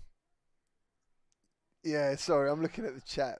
There's more. Yeah, just looking at this is renders. So Jason L and what I said, they've never had the PSVR crash. When I say crash, the game crashes, not the console or anything. Right. But maybe that's just a streaming thing. I'm assuming. You know, when I think about it, has a game crashed when I'm not streaming? To memory, no, actually. So maybe it's I've had a few. Oh, okay. To memory, I haven't, but I always remember the ones. Not always remember, but I know it's happened when I'm streaming, because you got to restart. I've only had a couple, so nothing. You know, I've had a couple on PC stuff as well, but then I tend to do things as well with some of the PC games where I'm trying to push them as far as I can. Right. Okay. So that's a contributing factor into this. If you just go run, that's straight up. If you are trying to push settings as far as they can possibly be pushed, that's a different thing. Yeah, for sure. Another bit of news was Job Simulator goes platinum because it sold over 1 million copies. That was the first one of the games. I don't know if it came out on launch on PSVR. Can anyone quote me on that? Does anyone? Yeah, it did. That's cool because my daughter. That was one of the first games I bought. Same, like my daughter. It must have been a famous YouTuber who played it on PC. I'm assuming maybe Dan TDM or someone. I think he's done some VR in the past. She really wanted that game so badly, and funny enough, before I understood like tracking and the fact it was all forward facing and stuff, I remember her like spinning around all the time, doing loads of stuff in that game. And when I played other games, I sort of missed that a bit. Job Simulator seems to use a room around you of 180 to grab stuff, lift it, interact with it with your hands, and for the time, it was bloody good. It still is very good. And it's still one that people get shocked that I haven't played. You what? Just because of space. When the PlayStation VR, first came out, it was a game that my son wanted really bad. So, but it is what it is. I mean, because we didn't have the kind of games that we have now. So I think those were the kind of games we were looking at back then. So this is Rain. Serious question. Does the other half of the population, so he's talking about females, funny enough, that is something I wanted to try and address this year with the VR Link at some point. There is actually a lot of female VR gamers out there. And, a tremendous amount. And they're competitive as well, a lot of them. Yeah. They do a lot of competitive seriously. And what I'm noticing is what the Quest groups on Facebook, I feel like maybe 45% of the posts on those groups are coming from women that either just got a Quest or they're playing a lot of the rhythm games, the Beat Sabers and stuff. Yeah. Well, you got also the Pavlov side as well. There's some really competitive girls in Pavlov. I think what it is fortunately for us in VR, we haven't been overrun by trolls yet. So for women, VR is still a welcoming environment. And yeah, long may it continue. I always, hark back to my sister, who's a gamer, and like I say, she's a much better gamer than me. Like I've regaled the story, that playing Street Fighter 2 on PlayStation with her, and I'm losing badly, and literally look over to her, and she's playing me one-handed on a PlayStation controller, and literally kicking my ass. Yeah, man. It's great to see. And like I say, long may it continue. And you're quite right, GT. Some of the most artistic stuff that I've seen has been from female gamers, or at least their user tag. They're the ones posting it, and they're the ones using the stuff. Yeah, they're very happy about posting stuff out there, and it always blows my mind. I mean, I occasionally still pop into Dreams. I know it's not VR at the moment; it will be eventually. But Dreams still blows my mind every time I go in there and just have a look at something new. Yeah. And see what people can create. See, Nexus Lord has said average age in VR. So with your analytics on your channels, what are your ages? Because I pretty much know mine off. Oh yeah, like that stuff. I don't. Yeah, I have to sometimes. I'm just interested in it, but I think early 30s up. Yeah, my average is 30 to 40. The majority. Yours is 30 to 40. So mine's 20s to 30s is my biggest pool. Like but from all over, mostly American and UK, and then EU goes down from there, but and Australia. But yeah, so I think it's 25 to 35 must be the big age. I'm assuming, but if I had to go by some of the posts that I've seen on Facebook, I would have to guess that 35 on up seems to be a decent number, because I'm seeing a lot of older people playing, the Quest for, again, exercise purposes. Mm-hmm. Mm. Well, the thing you got to remember is VR, unfortunately, isn't a cheap hobby. So you got. Well, that's the other thing. Income. Yeah, that's what he was saying about like cost. Obviously, like that comes into it. I mean, I've seen a lot of people, obviously moving over to the Quest. I think that's why the Quest is so exciting. In terms of a headset, you can buy an Oculus Quest. You don't need to, you don't need to hook it up to a PC. That's just like a nice little added benefit. But if you just wanted to have a phenomenal VR experience, the Oculus Quest is a perfect solution. It's self-contained. It's wireless. You can show it to your friends. So I could definitely see the Oculus Quest having a younger demographic than. Look at those numbers in the chat. Look at those ages in the chat. Yeah, no, I see that. A lot of the people that come onto my channel. What I've noticed is I've noticed a lot of kids getting Quest and a lot of people in their late 30s getting Quest. As I said, to me, it was a return to gaming. I used to love video games. I still do. I still play them all the time. Like, I'd rather do that than watch TV. But virtual you were a kid in a candy store at EGX, man. Oh, man. I tell you what, I was having more fun just walking around with you, and you'd be like a little kid and say, "Oh, look at this! It's this! It's just like, go ahead, man. I'm just, come on there. You gotta go try it. No, it's all right. You just. It was the arcade section. You're a kid at a candy store, man. Oh, so I love. Let me speak to the older demographic in here. The people that's like over 35. I'm wondering if they're on the same page as me in terms of what they think of VR, how VR has given you a chance to experience a lot of things that you wanted to do as a kid, and VR has given you a chance to realize that as a reality. Because I've said that a million times. How many of us in here ever thought about being a race car driver when you grow up, an astronaut, a fighter pilot? Do you know what it was And for me? VR makes a lot of that stuff possible. It was actually graphics. I think it was graphics. So the first thing I used in VR, and I've said it before, was PSVR. And it was for me like the time when the first time I saw a Gran Turismo replay, the first time I saw Virtual Fighter in the arcades, the first time I saw Ridge Racer, the first time I saw arcade stuff. You know, back in the day, the arcades were the place where you went to see the next, and what you had at home wasn't that good, you know, or as good. Mm-hmm. So when I went into virtuality, because I had a feeling, I was thinking, I went up there just on the off chance in 2016. It was April 2016, and I had this feeling that this is what I'm after. I didn't know what it was. I hadn't seen any trailers or anything. I just thought, PlayStation VR, it's bloody PlayStation. It's going to be good. Like, that's what I was thinking. It's PlayStation. It's going to be good. The iToy was good. And dude, it blew my mind. I was like, this is exactly what I've been waiting for. This is everything to me. Like, everything I've been waiting for. And to be honest, it's put his hooks in me, man. I can't get them out. I'm completely obsessed with virtuality, you know. I'll never forget the first time I tried Drive Club. That had to be one of the biggest rushes I ever had in my life. Yeah. Followed by one of the worst sicknesses I ever had in my life. I was like, this is incredible. I was like, this is so real. But I got motion sick, you know.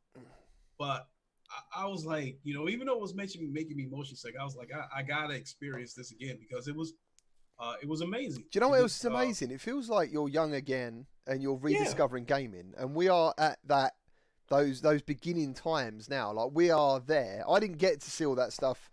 I guess I was part of it as a kid. I was playing like NES, and I think I even played a Sinclair Spectrum. Is that the one with the tapes and you put them in and you get the colours? I've seen all that stuff. And the Ataris. Our kids will never appreciate VR the way we do because they were born into it. Exactly. That's just like the internet, though. That's like everything else, you know. But us, this is, you know, we're talking about, you know, people my age playing with rocks and sticks in the middle of the street, you know, as entertainment.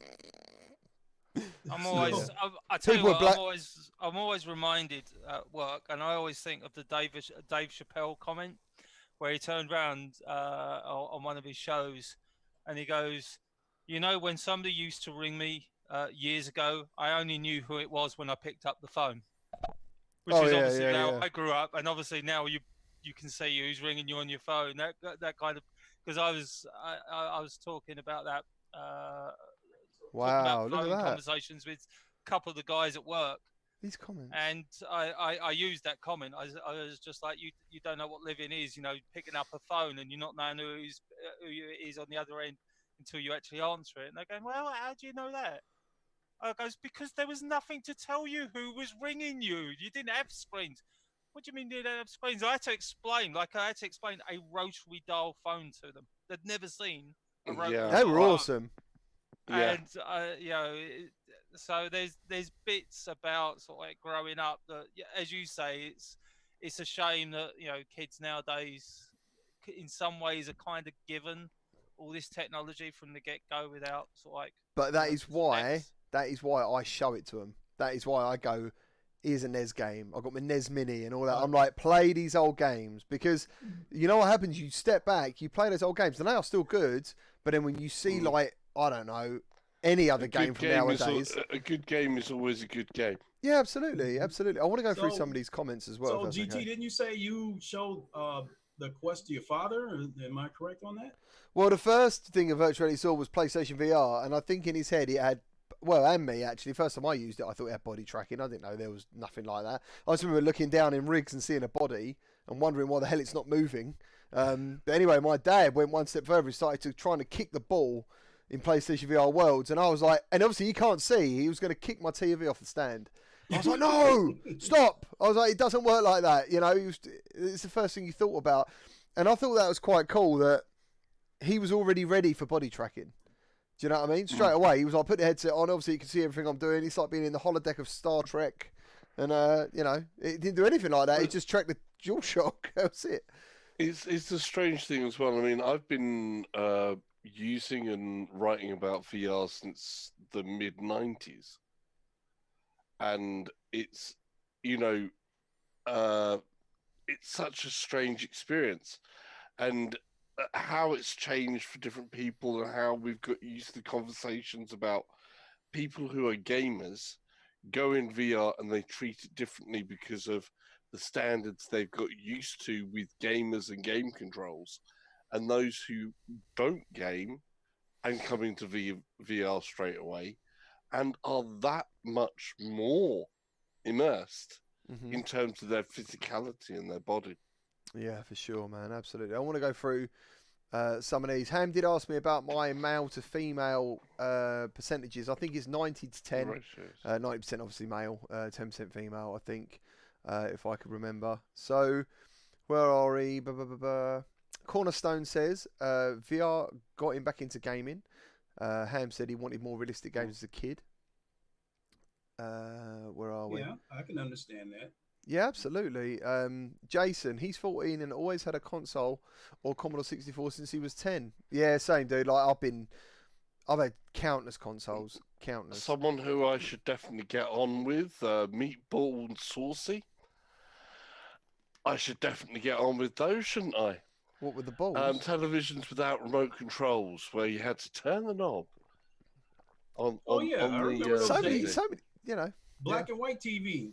My first TV was black and white. I don't remember. Yeah, I came from the days where the record player was and the TV was one unit. You got the TV and then you flip the top open and put the record. Man, that's in awesome. There. That's wicked.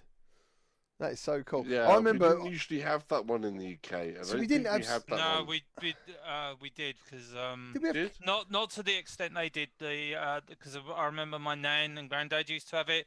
It was a big long unit that had the TV in the middle and at the side was a lid and that had the radio and the record player.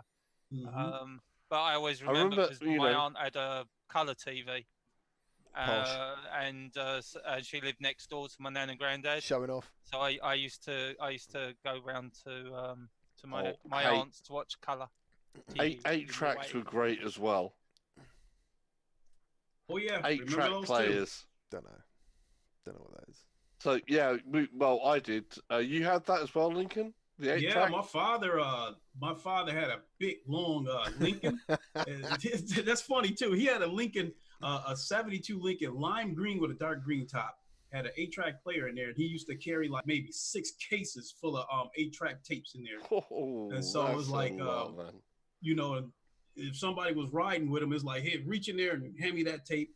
You know, give me the blue one, because by then the label was worn off. Oh, nice. Yeah, the cartridge. I mean, we had an 8-track in the house.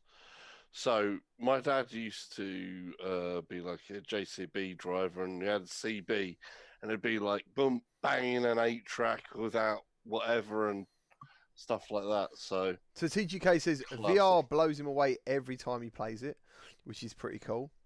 Yeah. Watto says he's been gaming 38 years. VR was a massive step forward for 2015. Cool, man. Yeah, so some of you have been in it longer than I have, because obviously, as I said, the first time I tried it was 2016. In April, and I didn't get the PSVR, I think, till the October, I think it came out, wasn't it?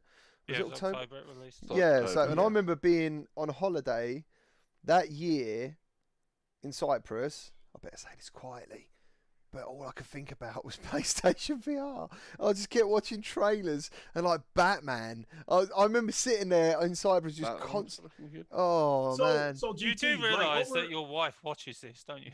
I think she's busy. I can hear her outside. I can hear over in the GT, over in the UK, were they GT doing demos country of the PlayStation VR before it actually released? That was it, as far as I know. EGX. I didn't see it anywhere else. I think they done one in London. No, you had EGX was the main one because that's where I got to check it out first.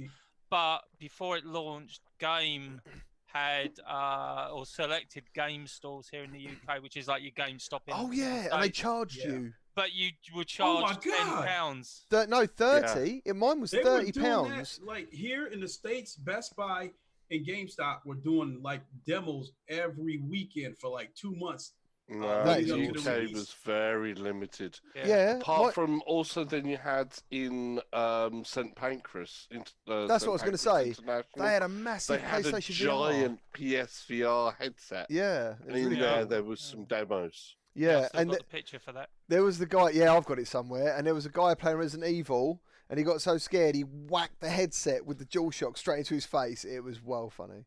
That was so good. I still want to go through these comments, man. There's some really good ones. Great Time said he was excited for VR since Tron back in 1982. I love Tron. Is that how old it is? Bloody hell, I didn't know that. Well, if you remember, we've chatted to Reggie Strange when Reggie was going on about a new game, and he was sort of like talking about doing some sort of light cycle game, and we were just like, go to Disney, see if you can get the license for Tron, man. Didn't he say it was going to be a mix between there Star is Wars and Tron? And he wondered if would anyone be excited about it? I was like, well, yeah.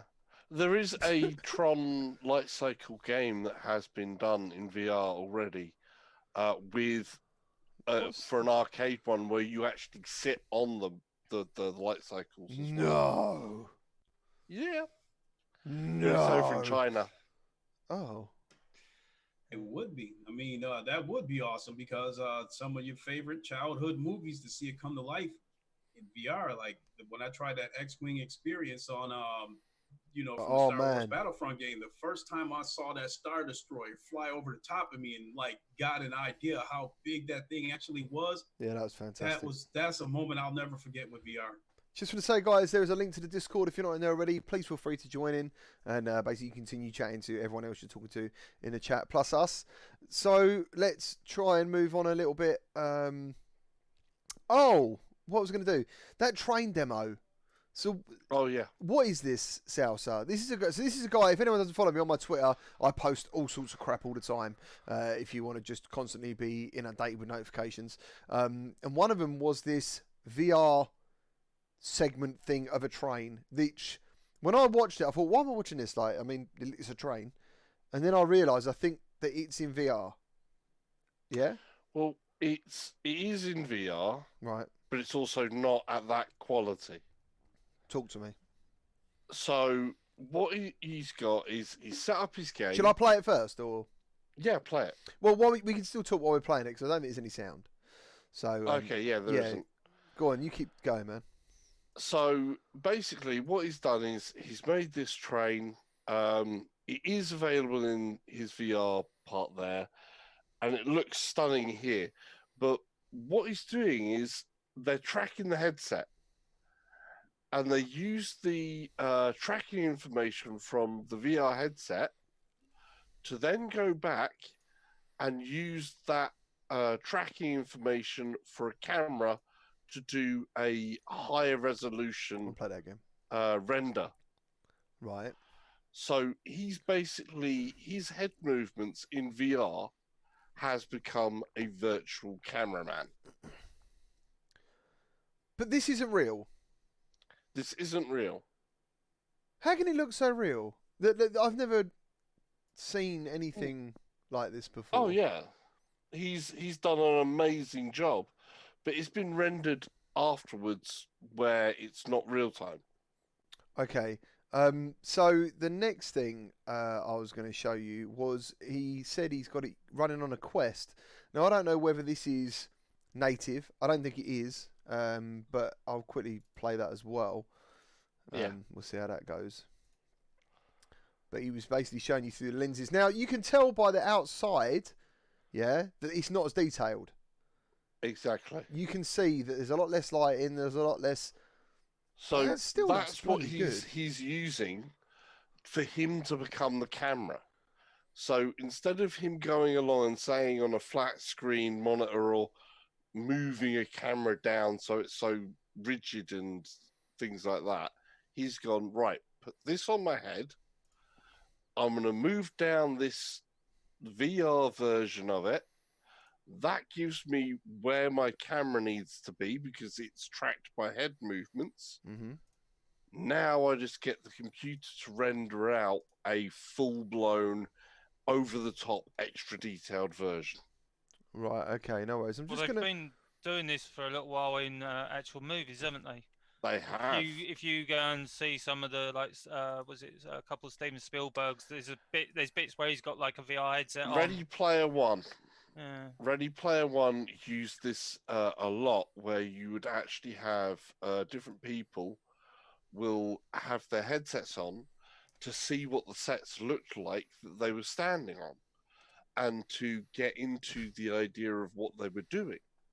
And then you can have the cameraman as well read that back and use it as overlay stuff as well. So that link or that at Olix Oliver, I don't know if that'll work or not, but if you just cut and paste that and put it in your Twitter feed, that is the guy who is currently working that, and you will see him add stuff to that as it goes, like drinks and suitcases and all sorts of stuff. And someone did ask, can they experience it? And I think he put back, they can soon. So that'd be pretty cool. Project Stardust, who's used that? That is the game that I was talking about. That's a video I actually done this week, wasn't it? Or last week, I must have skipped it. Well, basically, I couldn't blow up the Death Star. It was a Star Wars VR game. It's free to download, made by this guy. And for me, it just glitched out. The closer I got to the Death Star, it actually ended up putting me in complete reverse. And it was just like glitchy as hell. I thought it was quite funny, do you know what I mean? But it was amazing. Like, it was actually really clever. Did you say you was only going in reverse? No, you didn't get it. Anyone? You missed it. Anyone get that? Star Wars, Star Trek crossover. Think of a song. Bond going forward because we can't find reverse. Oh, I know what he's talking about. I know he's on about. I know, yeah. I'm far too much of a geek. Mate. Yeah, so there you go. That glitch was quite amusing. It actually worked out really well. Like, when I was playing it, I thought this is going really well. And that Death Star bit is actually really hard. And then, it just smashed me up.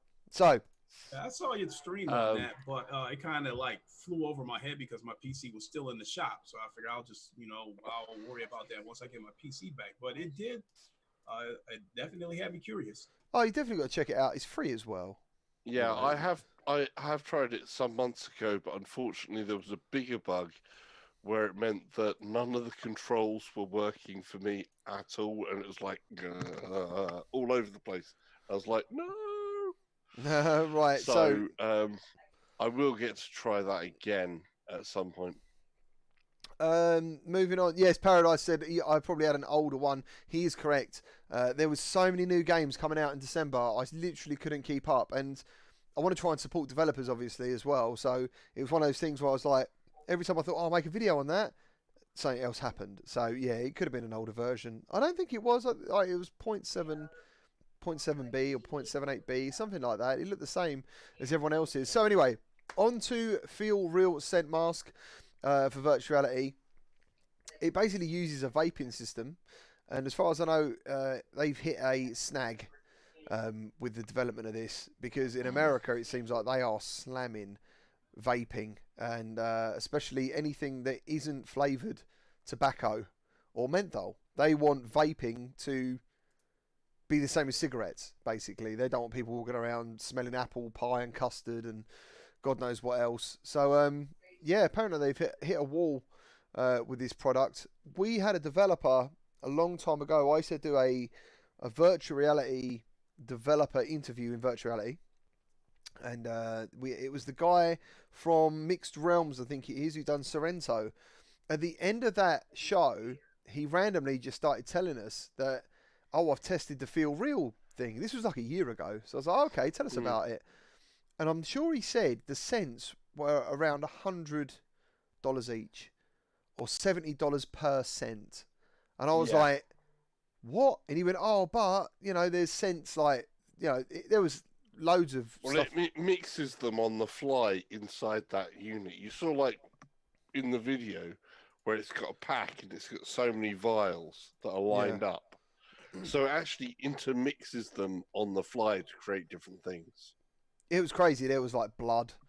There was all sorts of smells that, was anyone thinking of getting this? I would love to try it, because you got the scented candles for certain games, which I never got hold of. I think there was one for Skyrim, Resident Evil. One for Resident Evil, yeah. Yeah, I wish I would. I remember seeing like it. I would have had to wait, because I'd imagine something like this is going to be quite pricey when it hits the market. So Feel Real was originally eyeing deliveries of the $209, they were saying. And it was supported Oculus Rift, HTC Vive, PSVR and Oculus Go. So, Well, I'm sure it'll support Oculus Quest now as well. Because I'm pretty sure, was this the one where they advertised it with the Beat Saber smells, and Beat Saber were like, "We can stop that because you haven't asked us for that endorsement." They were like, don't tell us what our game smells like. Do you know what I mean? I'm assuming. I don't know, but they weren't happy. I know they weren't happy with it. So yeah. It wouldn't be, would they? If you just sort of say, "Oh yeah, links into," because if you have something to do with a game on a third product or a second product, you assume it's been authorized. It's a bit like somebody saying, "Oh yeah, GT, likes our product." Well, GT's going to be a bit peed off because he's like, "Well, hold on, you didn't ask me if you." No. If I endorsed your product or something. No, and I'm not happy because my GT Cup broke the other day. Talking about GT products. I didn't know that was that big of an issue with people saying you didn't get an okay from us yet. Oh, it's huge. Well, if you brought out a peripheral for VR and said something about Beat Saber, it's to do with Beat Saber. It's going to get attention. Literally, that hashtag, that search, would do that. The Feel Real mask is, however, based on the same tech as vaping devices and uses the same liquid as e-cigarettes, but without the nicotine. So, and when you carry on reading this report on Road to VR, go and check them out. They're great. They do loads of good news stories, and so do Upload VR, obviously. It looks like they're massively clamping down on this in America. I was a little bit surprised that they, are giving them a hard time about this. I mean, because the FDA lets a lot of stuff get through. Mate, when I saw it on YouTube, people were like shutting down shops and all sorts. Their whole livelihoods were getting messed up because of this. They're having to move across different borders in America because it would be allowed over there, but not over there, and it looked crazy. State to state change. Yeah, it was not cool. But did anyone? Welcome, new subscriber. Thank you ever so much for subscribing. Cheers, thank you. Imagine the weight of the Quest with this. That is super true. Yeah, imagine. People, everyone's trying to make something for the back of the head. You'd be putting like a brick on the back with that on the front. Not to mention, not to mention you look like Kylo Ren, and then they make that ad where a guy and his girlfriend are sharing a romantic moment, looking like stormtroopers. Is that in VR Paradise? I don't remember seeing that. I've never seen that. I want to see it. And the last bit of random news, and I know there's a lot of stuff going on for CES. Absolutely amazing stuff by what I've been seeing. It really is that HTC Vive Pro headset. Now, this is something we brought up the other week because the Cosmos got a price reduction, didn't it? Yeah, so HTC Vive Pro headset is now permanently reduced from $800 to $600. They're selling the full Vive Pro kit for $1,200, and this includes, and I haven't got these, and I don't know enough about them, 2 of the newer base stations. Yeah, that's the new one, isn't it? And the Vive One controllers, which I hate the One controllers. But as Nat was saying, it's like $919 for the Valve Index with the knuckles, which are far more advanced than the ones. And but the same it's bases. got a wider field of view, isn't you, as well on the. You've got a wider field of view with a different type of display type, far more options, better sound, better controllers. What are they thinking? I don't get it. I felt like what was the point of it? You're gonna knock down the price of the headset, but not the entire setup. Well, they did. If you have the they have knocked it down on what they were selling at, but they still haven't made it competitive. No, it's crazy. Well, let's put it this way: I think now on the PC side, if you take the Quest out of the equation, really, you've got 2 options if you're buying a PC VR headset, for the most part, which is either you're going to pick up an Oculus Rift S or you're going to pick up a Valve Index. They're the 2 ones. I don't think HTC is really in the marketplace now. I know you've got a lot of people that have got it, but I think literally the marketplace has now sailed by on them. I think it the shifted Cosmos was over, man, massively because of yeah, I Oculus. think the Cosmos was a big mistake, unfortunately for Mhm. me. It had really cool ideas, Wow. but yeah, it hasn't sold. So I think they're your two main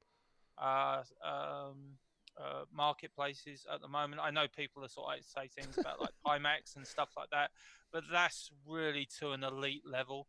That is a very elite That's not level. mass market. I think your two mass markets are Valve Index, who is again they've gone for a higher level of quality, and that's been reflected in its price.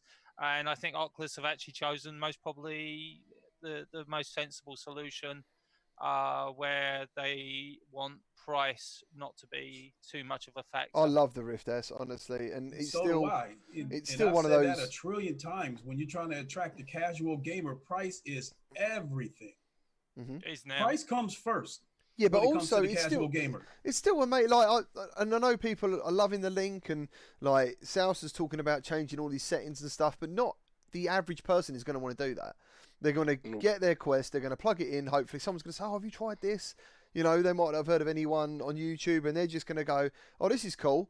If you look at the visuals between the Link as it is on the Quest and the Rift S blows it out of the water for me. Honestly, I think the Link looks great. I do, but the Rift S for me, comfortability and the visuals, that's why I don't use the Link very often. It's a big difference between going, right, okay, here's the standard plugin for the Quest Link. So CV1, standard plugin onto the Quest, they're kind of similar. Put it up a bit, it becomes more like the Vive Pro. The output display on a Rift S still looks better than a Vive Pro. Yeah. And what headset out there that has the resolution of the Rift S and the inside-out tracking abilities of the Rift S at that same price? Anything else costs more, and there's still a trade-off with any of the headsets. The Samsung Odysseys and stuff like that cost more, but there's a trade-off. It doesn't have I don't think it has the tracking of the Rift S. You know, yeah, the reverb as well, but the reverb is very, very. The HP reverb is very popular with your sim racers because the reverb's screen is the best you can get in terms of image clarity. That puts out the best sort of deal there, but it's very particular to only people that are sim racers. Yeah, but your trade-off is what? You're gonna drop an extra $300 on it? Yeah, actually it's pretty low cost. It's not that much, I don't think. But you still can't get over the fact that the Oculus seems to have the most compatibility out of all of them as well. Yeah. You can use it on everything. That's the other thing. Yeah, anybody going on a Windows MR platform now will still find themselves with issues about what they could do, but all the major sim games they can play, you see. And like I said, a lot of people are using reverbs as a standard for sim only. Right. So let's. So Midlife says this is something we can. I'll go back to that Midlife. Anne says she prefers the Rift S over the Index a lot. Well, there you go. VR Gamer says Rift S is the most ergonomic design for PC VR. Yeah, that's pretty cool.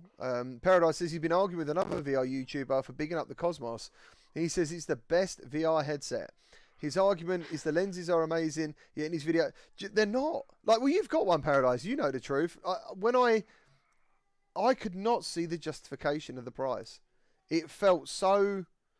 Well, we all said that, and normal. A lot of us hadn't even tried it, and we were just like, no, they've missed a step.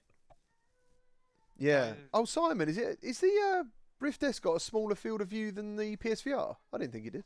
I believe it does. Really? No, it can't do because PSVR's got the smallest field of view. It's 80%. The other ones are 90. No, it's 80. Well, I thought they were both 100 degrees. No, there is massive amounts of sway on this because the PSVR is supposed to be 100. Yeah. Some people will see a higher amount on the PSVR than they'll see on a CV1 depending on their face shape and how close they can have the lenses. A lot of people have noticed that they can actually see more Then, of course, the Rift S is slightly different again. The Vive has always been 110, but it still will be variable. The Index is supposed to be about 130. I think, I don't know if it goes to 140, depending on where it is, but they tend to go, it's about 10 to 20 degrees more than the other competition. I would honestly say, dude, like if it's a numbers thing, vague. I wouldn't want to argue about it. But I'll tell you what now, to my eyes, and you are right about the how much you can bring it in and out, that does increase. With the slim VR cover for the Quest, that seemed to increase my field of view because it was obviously closer to my face. PSVR, obviously, you can get close to your face. The Rift S, I can. I actually think they're all the same. It was only until I tried the Index was I like, bloody hell. And I went back. And you're saying the 5 Pro had a bigger field of view than the others, yeah? Than all the other three. The 5 Pro is... I thought they were all the same. I thought they were... No, obviously they're all not, slightly but different. they all look the same to me. I wouldn't be able to tell you any different. But all I know is when I went from the Index... Most of them seem so close to the same that they are, but there are differences. But definitely between a Vive and a PSVR, me personally, I could see more through the PSVR than I could through a Vive. Oh, right. But that's because I was a glasses wearer as well. Glasses wearers come into this as well. Oh, cool. Someone actually agreed with me there with the thin VR cover. It is true. It does make a difference. And actually, I think it's more comfortable. So, yeah, that, you know, I mean, I actually don't think it's worth even... Here we go. I've actually just got it up on a website. So HTC Vive 90-degree field of view. HTC Vive Pro 90-degree field of view. Oculus Quest. Really? Hold on. Am I looking at the wrong thing here? Thank you very much. Bloody thing. No, Right, hold on. cheers. I am looking at the wrong thing. Look at that. 110. Sorry. HTC Vive 110. HTC Vive Pro 110. It doesn't say about the Oculus Go. Oculus Rift 110. Oculus Rift S 110. Yeah. Sony PlayStation VR 100. Yeah, see, that's what I always told. Wow. Yeah. Yeah, And the Valve Index 130. I was always told that and I say told because I'll tell you what, you put them all on me, I wouldn't be able to say there's a difference. Personally, honestly, I think they're all... It's only when I went to the Index did I see that big difference, because when I went back, it didn't matter what headset I used. It was like wearing toilet rolls on your eyes or something. It was like, it did, honestly... Biggest serious. field of view is a Pimax 8K. It's got a 200-degree field of view. They look like they're killing it at CES. Yeah, Pimax. of the what do you call it? Of the consumer headsets. Yeah. Because you can go up to the initial Star VR has a 220. I do, Benji, and I'd appreciate it, man, if you want to use my link, because I actually make a little bit of money out of that one, so that'd be really cool. I can send you that. So and cheers, the reverb man. is 114. Yeah, I've done it basically. I've done a review, and if you just put VR cover, Gamertag VR, you'll see I've done like a review on the Rift, the Quest, and stuff for the Quest. So it's all there. So thank you. That'd be cool if you check that out for me. That'd be brilliant. Toilet rolls for your eyes. That's what it was like. Honestly, I couldn't believe it because I think that was the first time I used a Vive Pro as well, and I really liked it. I thought it was a nice headset actually. The speakers and all that was great. And then I used the Rift S for the first time at Gamescom, along with the Vive Pro at Gamescom. I'd only ever used an original Rift, and I liked them both, but I definitely preferred the Rift S because I love the touch controllers anyway. I think they're superb. And then and I want to make a quick bit of a point for people as well when it comes to the Pimax. Pimax actually has a number of different settings. They have a wide one, a medium one, and a smaller one. And the reason for that is that you get warping near the outside edges that can feel very uncomfortable with some of the Pimax headsets, which is improving on some of their newer versions. But a lot of people still actually have it down at about 130 or 140, I think it is. See, this is Ren said after 5 minutes he doesn't notice field of view in games anyway. And I do agree with you. But using the Index has got me excited for what's going to happen in the future, because at the end of the day, it's just going to expand for us all, which means more immersive products, you know? And if Oculus have anything to do with it, hopefully at a reasonable price. So that'd be pretty cool. Meatball Saucy, thank you for subscribing, dude. Chats with the $5 super chat. Gotta run, guys. Great show as always. Thanks a lot, Chats. Thank you ever so much, Chats. Cheers, dude. Thank you very much. Thank you to everyone who subscribed today and donated. I really appreciate it. Thank you ever so much. So yeah, that was unless I think Salsa, you said you wanted to. You might have had some notes. Did you say or something you wanted to talk about? Or not? Well, there's only some more CES stuff, which would be like the motion simulator, because you've got another little motion simulator out there that's called the Your VR, right? Which is like a smaller version of the Feel 3 VR, not the thing that you smell with, which also has a feel in the title, which I don't get. Right. But it's basically like a half-circle simulator, which actually has quite a good range of motion, and it's about from $1,490 up to $2,000, basically. And anybody who's really heavy on their racing will know that some of the motion rigs, some of the most basics of motion rigs, costs a hell of a lot more than that. Salsa, what was that one we videoed you on at EGX for Project Cars? That was a Visaro 60, I think. Yeah. I think it's a Visaro 60, and that's about £50,000 worth. It was amazing, though. Like, it was amazing. Yeah, I was like, we really got to cool. film it. I filmed him driving. If you want to check out his channel, check out all these guys' channels. If you're looking for VR coverage and stuff, check them all out. I think Lincoln, you've been really busy this week. I think every time I go to do something, Lincoln Clay's live, having a chat about something this week. It's either that or exercising and punching 10-year-olds. There's been a lot of VR news this week. I mean, with the Pico Panasonic AR VR glasses, the Pico Neo 2, the 5 million PSVR sold. A lot of news this week. Oh yeah. Did you also see the other Pico one that's more of a movie viewer, so it's still freed off, but the form factor was a lot nicer?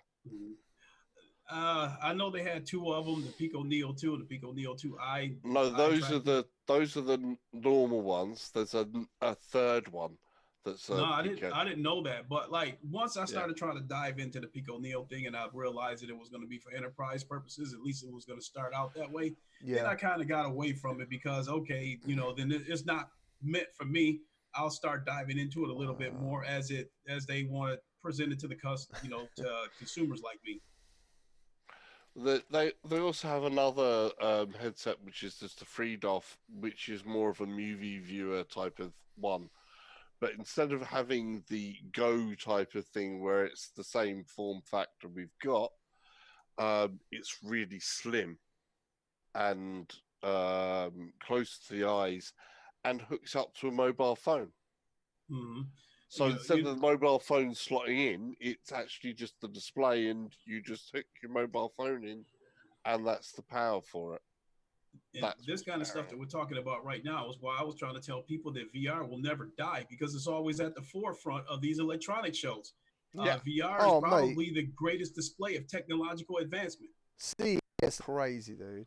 It's absolutely crazy. The stuff I've seen over there has been absolutely amazing. Really, from MRTV, like he was out there like doing all sorts of videos, upload.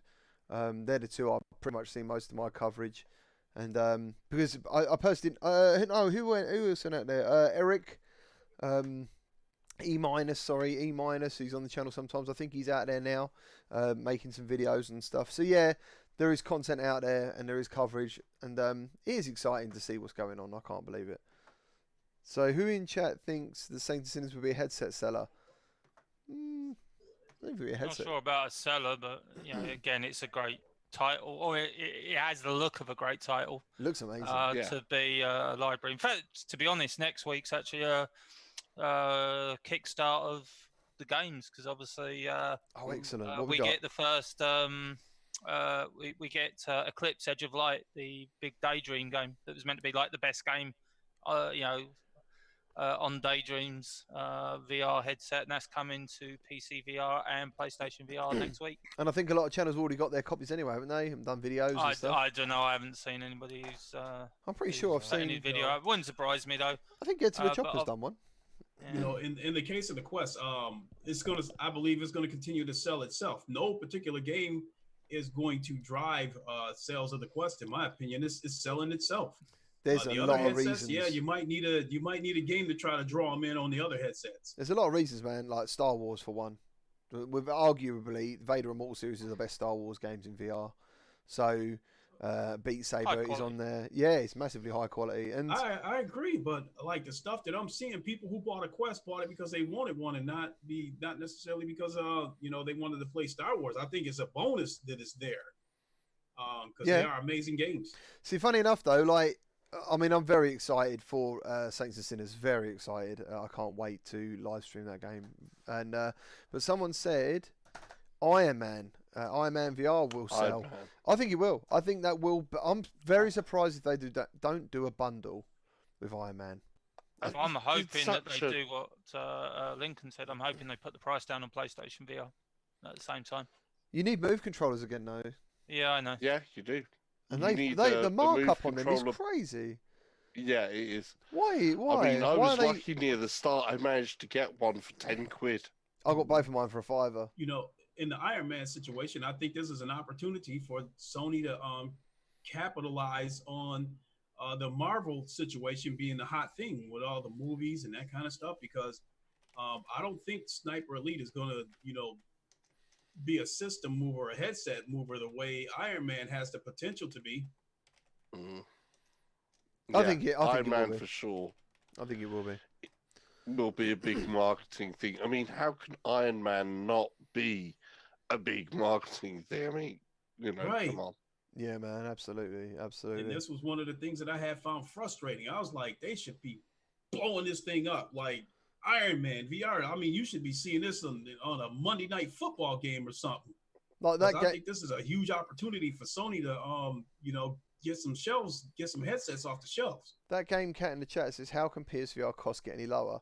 I actually do, but I think you can get. I think for me, £199 for the PSVR with a couple of games and the Move controllers would be amazing. But I just don't. I don't know. I hope it.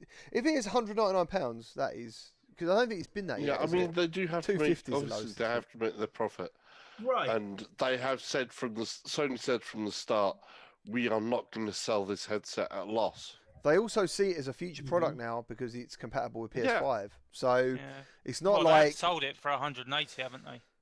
Yeah. Wow. And not only that, no, they don't have to just like do a promo for this particular game. And that could set the tone for a lot of people getting the PlayStation VR to take us right into the PlayStation 5.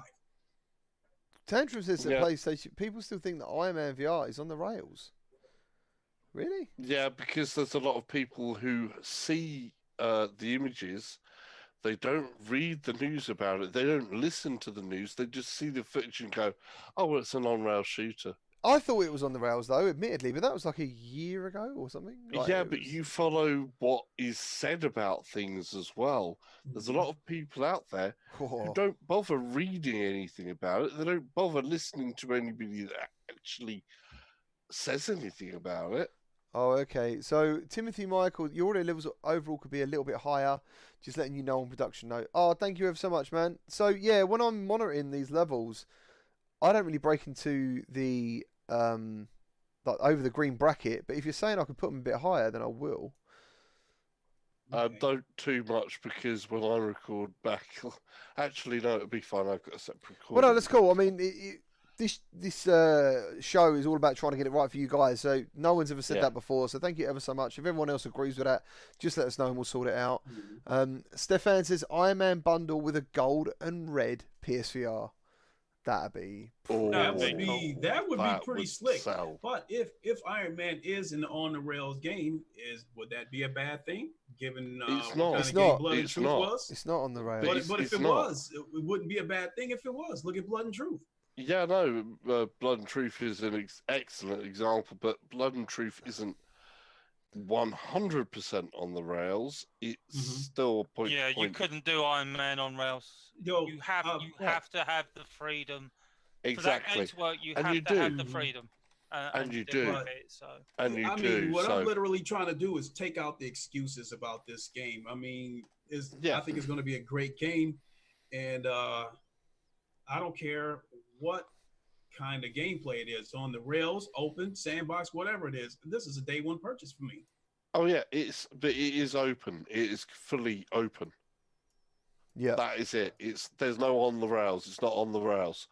So that's the whole thing. But people seeing the footage were going, I can't believe it's not on the rails, so it must be on the rails. in the trailer, that was the problem. In the trailer, the guy's hands are pretty much like that, and he's sort of just moving around in this little area. And I don't know, like, you'll have to look at footage from other people's channels, our channels, playing it, where you'll see that it's nothing like that. It is actually, it does seem like a genuine Iron Man experience, I would say. I always equate it to Uncharted 4, because Uncharted 4 isn't an open world game, but its levels are so huge, it gives you the impression that it's an open world game, and that's, in my mind, that's the same thing with Iron Man VR, that it will have certain barriers for its world, but those barriers are going to be so huge you're not going to notice it. Yeah. So it isn't like a Skyrim where you can just go off and do whatever the hell you want, because you'll most probably hit a barrier and it'll be telling you you're going the wrong way. Yeah. But you'll have enough freedom in terms of exploring your objective that you kind of get the illusion that you've got a complete open world. Yeah, you're right. It's like sandbox. That's what I got. Yeah, it's definitely a little sandbox to play in, and obviously I got that bit of time with it at EGX, and my impression of it was very positive. The only thing I did think about it, like I say, is it's definitely one of those games that's fairly easy to learn, but I think it's going to be really hard to master. It's going to be a master. So I think you can have unless fun. you're skilled. And, I'm definitely going to be swearing a lot in my I think that's going to be rewarding once you master how to fly. But GT's sitting there, I'm just skilled. I can fly. The amount of people, though, who watch me play a game, and I would never say about other channels, but so many people come to this channel and they go, I'm really glad I found your channel because you showed us how the game can be played properly. And then I go away and look at the person they're telling me about, and I'm like, that's crazy. Do you know what I mean? They'll have like 5 times the amount of views than me. It's only certain games. There's some games where I would definitely say, what's he doing, man?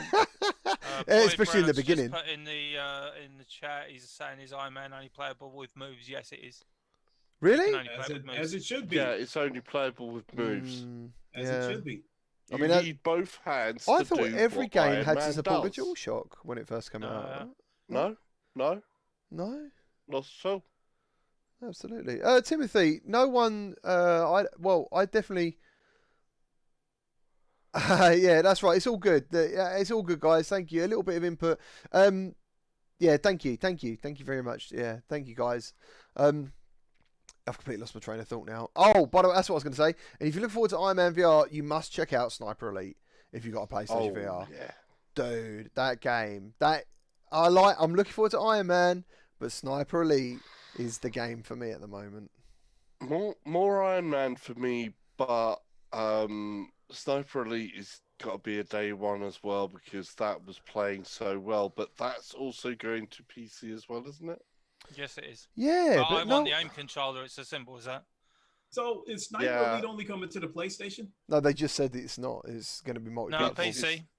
PC as well. No, they've not advertised it that way. GT's got like the Pro Tube and stuff like that, so he's going to be at the advantage there. Whereas I've not paid out on a Pro Tube because I always felt that it was a bit expensive. Yeah, definitely. So I guess what I was going to say, I'll keep it strictly to Iron Man. I would be highly disappointed if somewhere down the road they were to make a flat screen version of Iron Man VR. I would be seriously disappointed. I don't think they could. They couldn't. Yes, I think it's in a similar situation to Half-Life Alyx, which has been built from the ground up from VR. I mean, Valve have actually come out and said, no, there's no way we can do a flat screen version of Half-Life Alyx. I mean, because didn't they do that with the Persistence and made it a flat screen version of the game? So I was like, I hope this isn't where VR is going, where Persistence people can... could be played with a DualShock thing there, whereas the thing with Iron Man was that you are literally moving around with your hands, and you're both got parts where you will aim off with your hands and you will aim with your sight while you are moving around with your hands in different And you got rocket punches. That was my favourite bit. You got Pull it back as well. Right. Because that's awesome. awesome. That's good, because I think if they were to because I don't want VR to head in that direction, because it sends a bad message. You make people feel like okay, a game that they're interested in, they don't want to play it in VR. They think they can wait for a flat screen version of the game.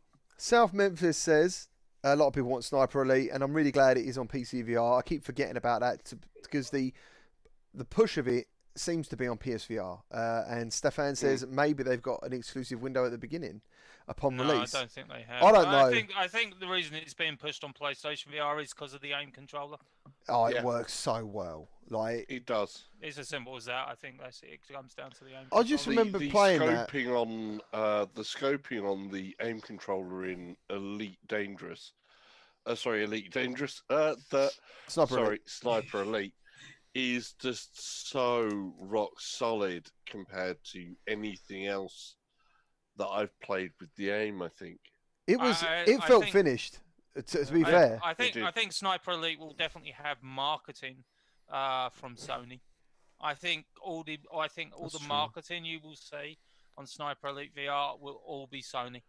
I think that if Sony do not push this game to the moon, they're nuts, because they've got the perfect controller. I think everybody's kind of admitted that the aim controller for that style of game is most probably the best controller. Even PC guys have, the PC thing have kind of come out and said the aim controller is a great controller for what it is. And in fact, in some ways I'm kind of surprised that you got the Pro controller, but I'm surprised somebody hasn't come up with an alternative for the PC market at a reasonable price. I think the problem is compatibility. Really cool. It's compatibility is the biggest issue. Because you've got so many different ecosystems. There are other things that you've got apart from the Pro Tube. Do you know what? That could only work on the... I guess it could work on the Quest. I guess maybe they could done a Quest gun, maybe, or something. I don't know. But who knows? I'm not sure. Timothy Marcus says, if we can emulate Nintendo Virtual Boy games, which I'm assuming he's seen the video from earlier, when will PCVR be able to emulate PSVR games? That's like somebody's working on it, definitely. I'm pretty sure Christopher Hart said you can use your PSVR with a PC or something. But it's awfully tricky and really, really hard to do, and that's to play Steam-based PC games. Oh, right. That's when a lot of people were doing that when PC VR headsets were that much more expensive. Yeah. Oh, South Memphis says 2020, the year of VR. We've put a lot of work in up to this point, and I think this is the year you're going to see it go bang. Do you know what I mean? I really do, and I think there's a lot of opportunity for developers out there to finally probably get some, I guess, return on the investment they've been making. You know what I mean? Like, there's a lot of Kickstarters out there. One of them we're going to feature this week from Crunch Element. Lo-Fi and things like that. Sure, they've hit their Kickstarter, but imagine if they hadn't. That'd have been an amazing game with a lost opportunity. But luckily the community, it sends waves, doesn't it? Someone does it, someone else does it, and luckily no one goes, oh, you're copying me, dude, or something. But at the end of the day, everyone's just supporting virtuality, and that's awesome. Do you know what I mean? That is. I think this year, obviously, the Quest coming out is a major factor. It's massive. Uptake. It's just got the right type of form factor that people can just go, right, okay, There's more. There's I finally understand what VR is. There's almost as many. Some channels started off as purely PSVR and stayed that way. Some of them have gone halfway through and gone, I like the Quest, I want to add both. But there seems to be as many, in the searches I've done, as many solid PSVR channels as there are solid Quest channels. And then you've got all virtual reality channels as well. Do you know what I'm saying? So that's what I'm Yeah. saying. That's how big it is, how much the clicks are coming in for those searches, that people are going to go, I'm going to bloody just do Quest content because that's all I need to do, because the views are massive. People are very interested in the Quest, same as they were when PSVR first come out. It was massive. Do you know what I mean? That was huge, and it still is. You know, it's still. Don't get me wrong, it still is. But Quest seems to be the one that's catching the interest on trending more. Yeah, because of its simplicity. So it is, that's the It's simple all in thing. one. It's just it's a all in one, simple, easy to go. But thanks to, like I say, the Oculus Quest link, the beta that they're running. And again, I know South has brought it up a few times. It is still in beta. It will slowly improve. There will be updates to it over time. To be honest, I don't see it getting out of beta in 2020. I can still see it being in beta, into 2021. The question I have two questions, and they, again, kind of both revolve around to Valve. And like I say, I think the Half-Life Alyx statement was a groundbreaker. But will Half-Life Alyx actually launch in March? So unfortunately, Valve have got a known thing about delaying their games. I hope it doesn't. That would be a good thing. If it's to make the game better, I haven't got a problem with it. But I really hope if they have to delay it, they don't do a Half-Life 2 and literally announce it a week before. For me, that would be a good thing if they were to push it back till April. What happens if, for some of us, what happens if Iron Man VR comes out February 28th, like it's supposed to, and then Half-Life Alyx comes out March 2nd? Yeah. No, Half-Life Alyx is being earmarked for end of March, from what I can tell. But I'm throwing that out there hypothetically speaking. I don't think Valve really care because they're PC guys. I don't think they probably look at don't. PC. I'm speaking from my own personal standpoint, because I need the space to be able to finish Iron Man VR. I just want to head over to the chat, right? So the guys, basically, we've caused a bit of a stir now where people are asking about using PSVR on PCVR. Christopher Hart has done it a few times. He swears by it. And someone, I want to add to what they said. I do apologise if I've missed your name, but I've seen your comment. They basically said if you put a PSVR onto a PC, you will see how amazing the PSVR headset really is.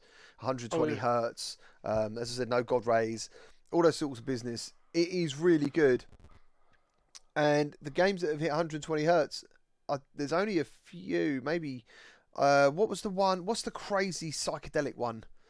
What is that? Polybius. Polybius, I think, hits it. 120 hertz. There is one more. So they're quite simplistic looking games, I guess. There is one more. The RTS type castle defense type one. You notice it as well. You notice it is fast and very smooth. What is the name of that one? I can't remember, dude. I know there's a couple. You know what? You know the game. I mean, the developers in Milton Keynes. Castle defense game. It's basically a castle defense game. It's a strategy. Corix. Corix also is 2 times super sample. Oh, there you go, guys. The guys are in there. Yeah, cool. Sorry, guys. Thank you very much. Corix. There you go. Corix. So Corix is 2 times super sampled on the Pro, running at 120 hertz. Yeah, cool. So check them out, Ham. See what you think. Thank you for everyone in chat. I'm sorry, I wish I would have looked over. I would have seen that. Timothy Michael really wants. Can you find, if you jump into Discord, if you want to, that is. I'm sure someone there will be able to help you. I know Christopher Hart's in the Discord. He might be in the chat now. He was here earlier. And VR Gamers just said Trinus VR. That's what you need to search. And Voidcat says he loves Corix. He's very good. I think it's a 4-player RTS game, isn't it? It is. Yeah, it's pretty cool. The other thing for visuals is going to be Bound. That's good.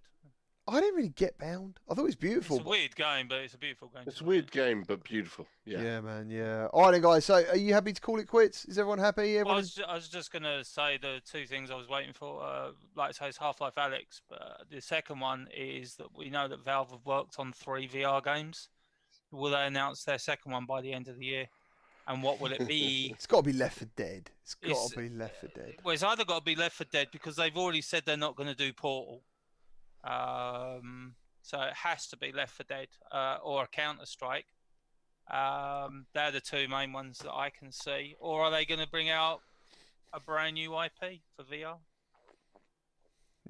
Whatever happens, people are watching. And Yeah. Oh yeah, they are now, and like I say, Half-Life. You know, if you actually look at it, I mean, it's amazing how many games we've forgotten. You know, so you go like Half-Life Alyx. As if we didn't have Half-Life Alyx, we'd all be talking about Medal of Honor Above and Beyond, which is from Respawn. Yeah. If we didn't have a Medal of Honor Above and Beyond, we'd all be talking about Lone Echo 2.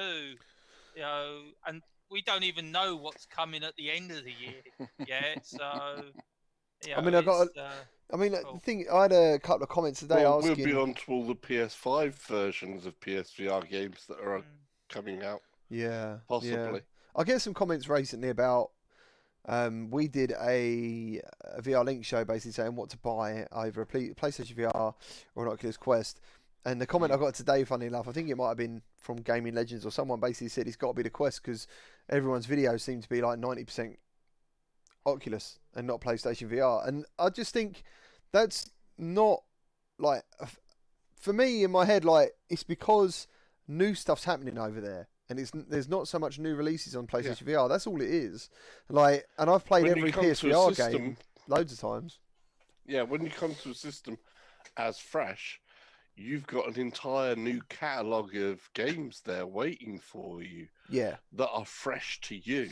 Yeah. That's the thing that anybody that is in VR and has been in VR from the beginning, there's a load of games that we take as old and just unknown factors. Yeah. Whereas if you come to VR from a fresh standpoint, you're sort of like, right, okay, that's a lot of games to be going on with. I've said that in some of my podcasts before that I look at the PlayStation VR as a planet, but then when you factor in PC VR, it becomes an entire solar system because with PlayStation VR, they do have a lot of games, but you are restricted to what they offer. Whereas PC, you've got Oculus, you've got Steam, and even some stuff at the Epic Store. You know, so the world becomes much bigger. 5-port as well. Don't forget 5-port. I just think like when I think about it, a lot of games that I support now are going to come to PlayStation VR at some point, and I think at the moment maybe things are slowing down because. Like someone else said in the chat earlier, apparently dev kits for PSVR are quite hard to come by. I don't know how true that is or anything about it really, but I just think to myself, if you support them now, you don't know where that game's going to go. You don't know what they're going to do with it, how much money they're going to make, and I guarantee you that any developer out there will want every headset to have their game if they can. You know, unless they're a bought studio, they're an exclusive. And they're just a VR developer. They want as many people to experience what they've made, and I feel that's part of what we do. You know, that's why this is called the VR Link. It's not called the PlayStation VR Link or the Oculus Quest Link. It's called the VR Link because I want everything to link. But at the end of the day, when the PlayStation VR titles, the big ones that we know about, and there's three main ones that come to mind for me. Iron Man VR, Sniper Elite VR, I think you're going to see tons of PlayStation VR content when it comes to Sniper Elite VR. It will definitely outweigh PC VR because, like I say, it's going to come down to that aim controller. But the third one, that again, there are going to be a ton of content on, is a game I'm excited about, is Paper Beast. That looks really interesting and really cool. So, yeah, it does come down to the games. At the end of the day, if you look forward and sort of say, okay, what is coming on PC VR, what is coming on PlayStation VR, and what's coming on Quest, you know, PC VR will always have the content. I mean, you know, this month, what is coming out on PlayStation VR, I can't name a big title except for, like I say, the Eclipse, but that's coming to PC. But if you sort of say, okay, give me a big title that's coming to PC VR, okay, yeah, fine. Walking Dead, Saints and Sinners. It's coming on, was it January 22nd? Yeah. That is a huge title. Yeah. You know, you got the name of the Walking Dead, and as GT pointed out, the footage that we've seen, it looks really cool, and incredible. It definitely looks more. What's the other one that Servius are doing? The Onslaught. Dead Onslaught. Yeah. That looks more arcadey, and this looks more down and dirty and gritty. It is. Definitely, I've played it, but more story driven, which to be honest, that's the bit I'm excited about. I thought it was quite weird that they went back to Servios. Funny enough, when I played it at Gamescom, there was a video on the channel of the Walking Dead Onslaught.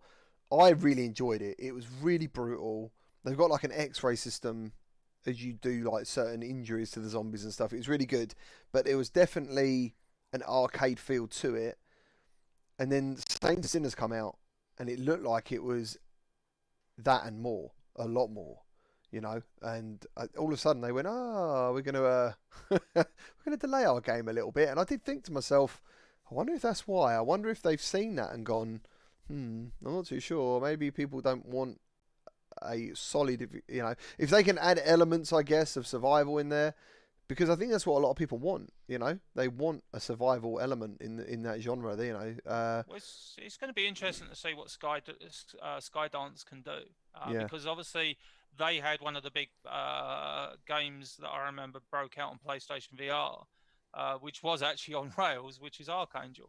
Yeah, and that was like the go-to game for visuals. If you wanted to sort of show, PlayStation VR can do amazing visuals. You showed somebody Archangel because it was amazing. Yeah, but obviously it was only limited to being on rails, and then they did that multiplayer add-on. Unfortunately, it didn't come to PlayStation VR.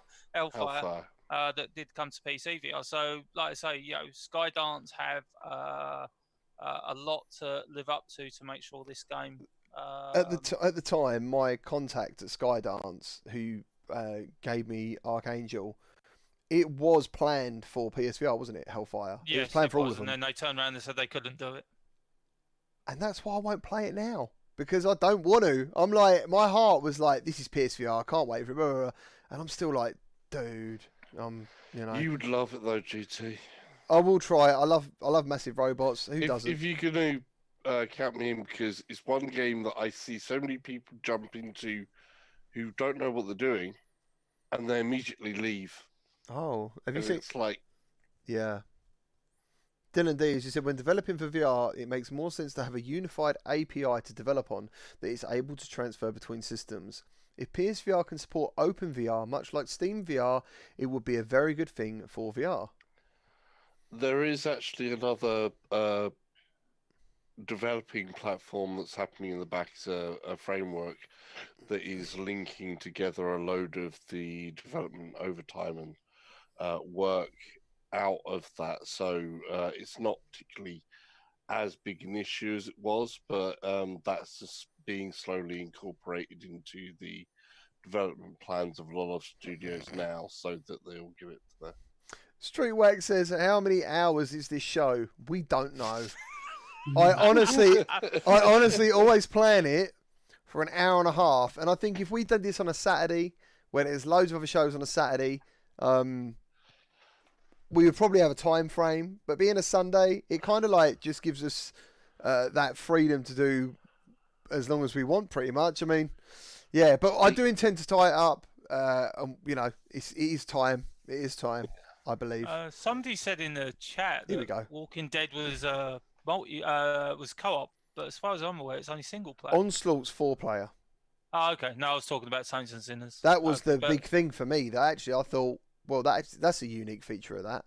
4 players just going at it, and I kind of thought the arcade feeling went really well with it. But it most probably will work very well with multiplayer. Maybe you'll get a Left 4 Dead type feel for it, so that'd be cool. But yeah, like I say, I'm really looking forward to Saints and Sinners. I've already got my money put by to pay for it. Any chance of Beard of Power? Any chance of Half-Life coming? Any chance of Half-Life coming? When is Saints and Sinners coming to PSVR? I'm not sure if he's asking about both. Half-Life, I've got no idea. Half-Life will never come to the PlayStation 4 version of PSVR. It might come to PS5, but they'd have to change the controllers. That's for sure. I don't think it would work with Move controllers. Definitely won't work with the thing. So, but I think PS5. I think that even Valve have expressed an interest to bring it to PlayStation. Oh, right. And that would make sense. Saints and Sinners, I have no idea when that's coming to PlayStation VR, but I know it's planned, isn't it? I don't know. Yeah, Saints and Sinners. I believe Saints and Sinners is planned for PlayStation VR. Yeah, I'm pretty sure it is. Yeah, last time I but it'll be later. Last time I spoke to him, I thought the PSVR was actually not that far away, but the Quest one was further away. Saints and Sinners ain't coming to the Quest, is it? Yeah. Oh, okay. I'm pretty sure. I feel really worried when I say things like this. But yeah, I'm so certain that last time I looked.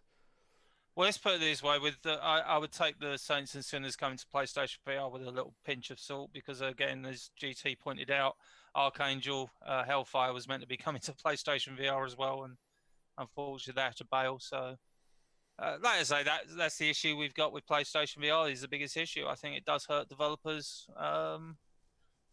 Power you can kind of get around, with smoke and mirrors, but those controllers you can't get around.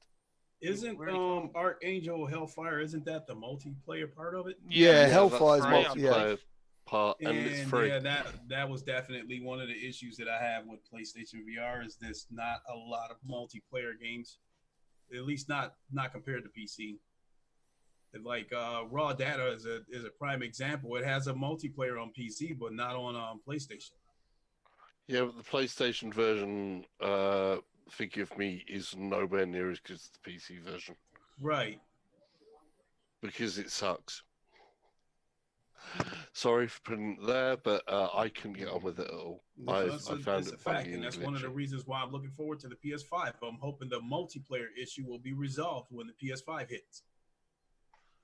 Nice, dude. Nice. For a lot of games, yeah, hopefully. Yes. Certainly Sims as well. I expect and I demand VR multiplayer for the next generation of GT Sport. I like the demand. Here we go. It should be a thing. Saints and Sinners is Rift, Vive, Index, WMVR. PSVR will be launching, but it's less concrete in the first quarter of 2020. And then Quest players won't using the link cable is the fourth quarter of 2020. So it's pretty much going to be on everywhere this year. Saints and Sinners. So, yeah, I think that's awesome. Do you know what I mean? We got there. You guys should start an esports team. I don't know if the guys are up for that. We'll have to ask Nat first. That would be unfair. I suck, so... That would be interesting, because I'm willing to bet every one of us has a game that we're good at, but a game that we suck at. I suck at most. According to my viewers, I suck at most games. I suck at No Man's Sky because I just can't remember everything I need to do every time I play it. It's tough. I'd love to play it more often. On that one. Have we missed any other comments? There's a lot of comments, guys. I do apologise, but is there anything else we need to point out? Anyone think of anything? Sorry, I was too busy trying to search that stuff up. No, I think we're pretty much good. Benji Barker says he likes the PS5 logo. I couldn't believe that when I saw that. That is always going to be the only thing. What the hell? You know what I wanted to see? I wanted to see them do PS and then put a Roman numeral V, and then just drop it off the screen and put 5 in right after. Just to troll the hell out of Microsoft. Nice. Yeah, man, that'd be cool. Right then, guys. So, thank you to Nat from 7 Degrees of Gaming. Thank you, guys. Thank you to Salsa from Salsa Ketchup VR. And thank you to Lincoln from Lincoln Classic 70. All right. Thanks for tuning in, everybody. Make sure you check me out on my channel as I resume knocking out bums on Creed. Bums? I thought you said it was a 10-year-old kid you knocked out. Chill, yeah. So make sure you check out them guys. Sorry, Sal. So I cut you off, dude. You had the in-breath. I thought you weren't going to say anything. Was you going to say anything or not? No? You're good? All right, man. No worries. Well, thanks, guys. Thank you for dropping in. Thank you for your likes. Thank you for your comments. Thank you for your subscriptions. And thank you for your donations. I really appreciate it. And thank you to the new channel member. You mean a lot to us. So, yeah. Thank you very much, guys. Take care. Wakanda forever! I was waiting for it.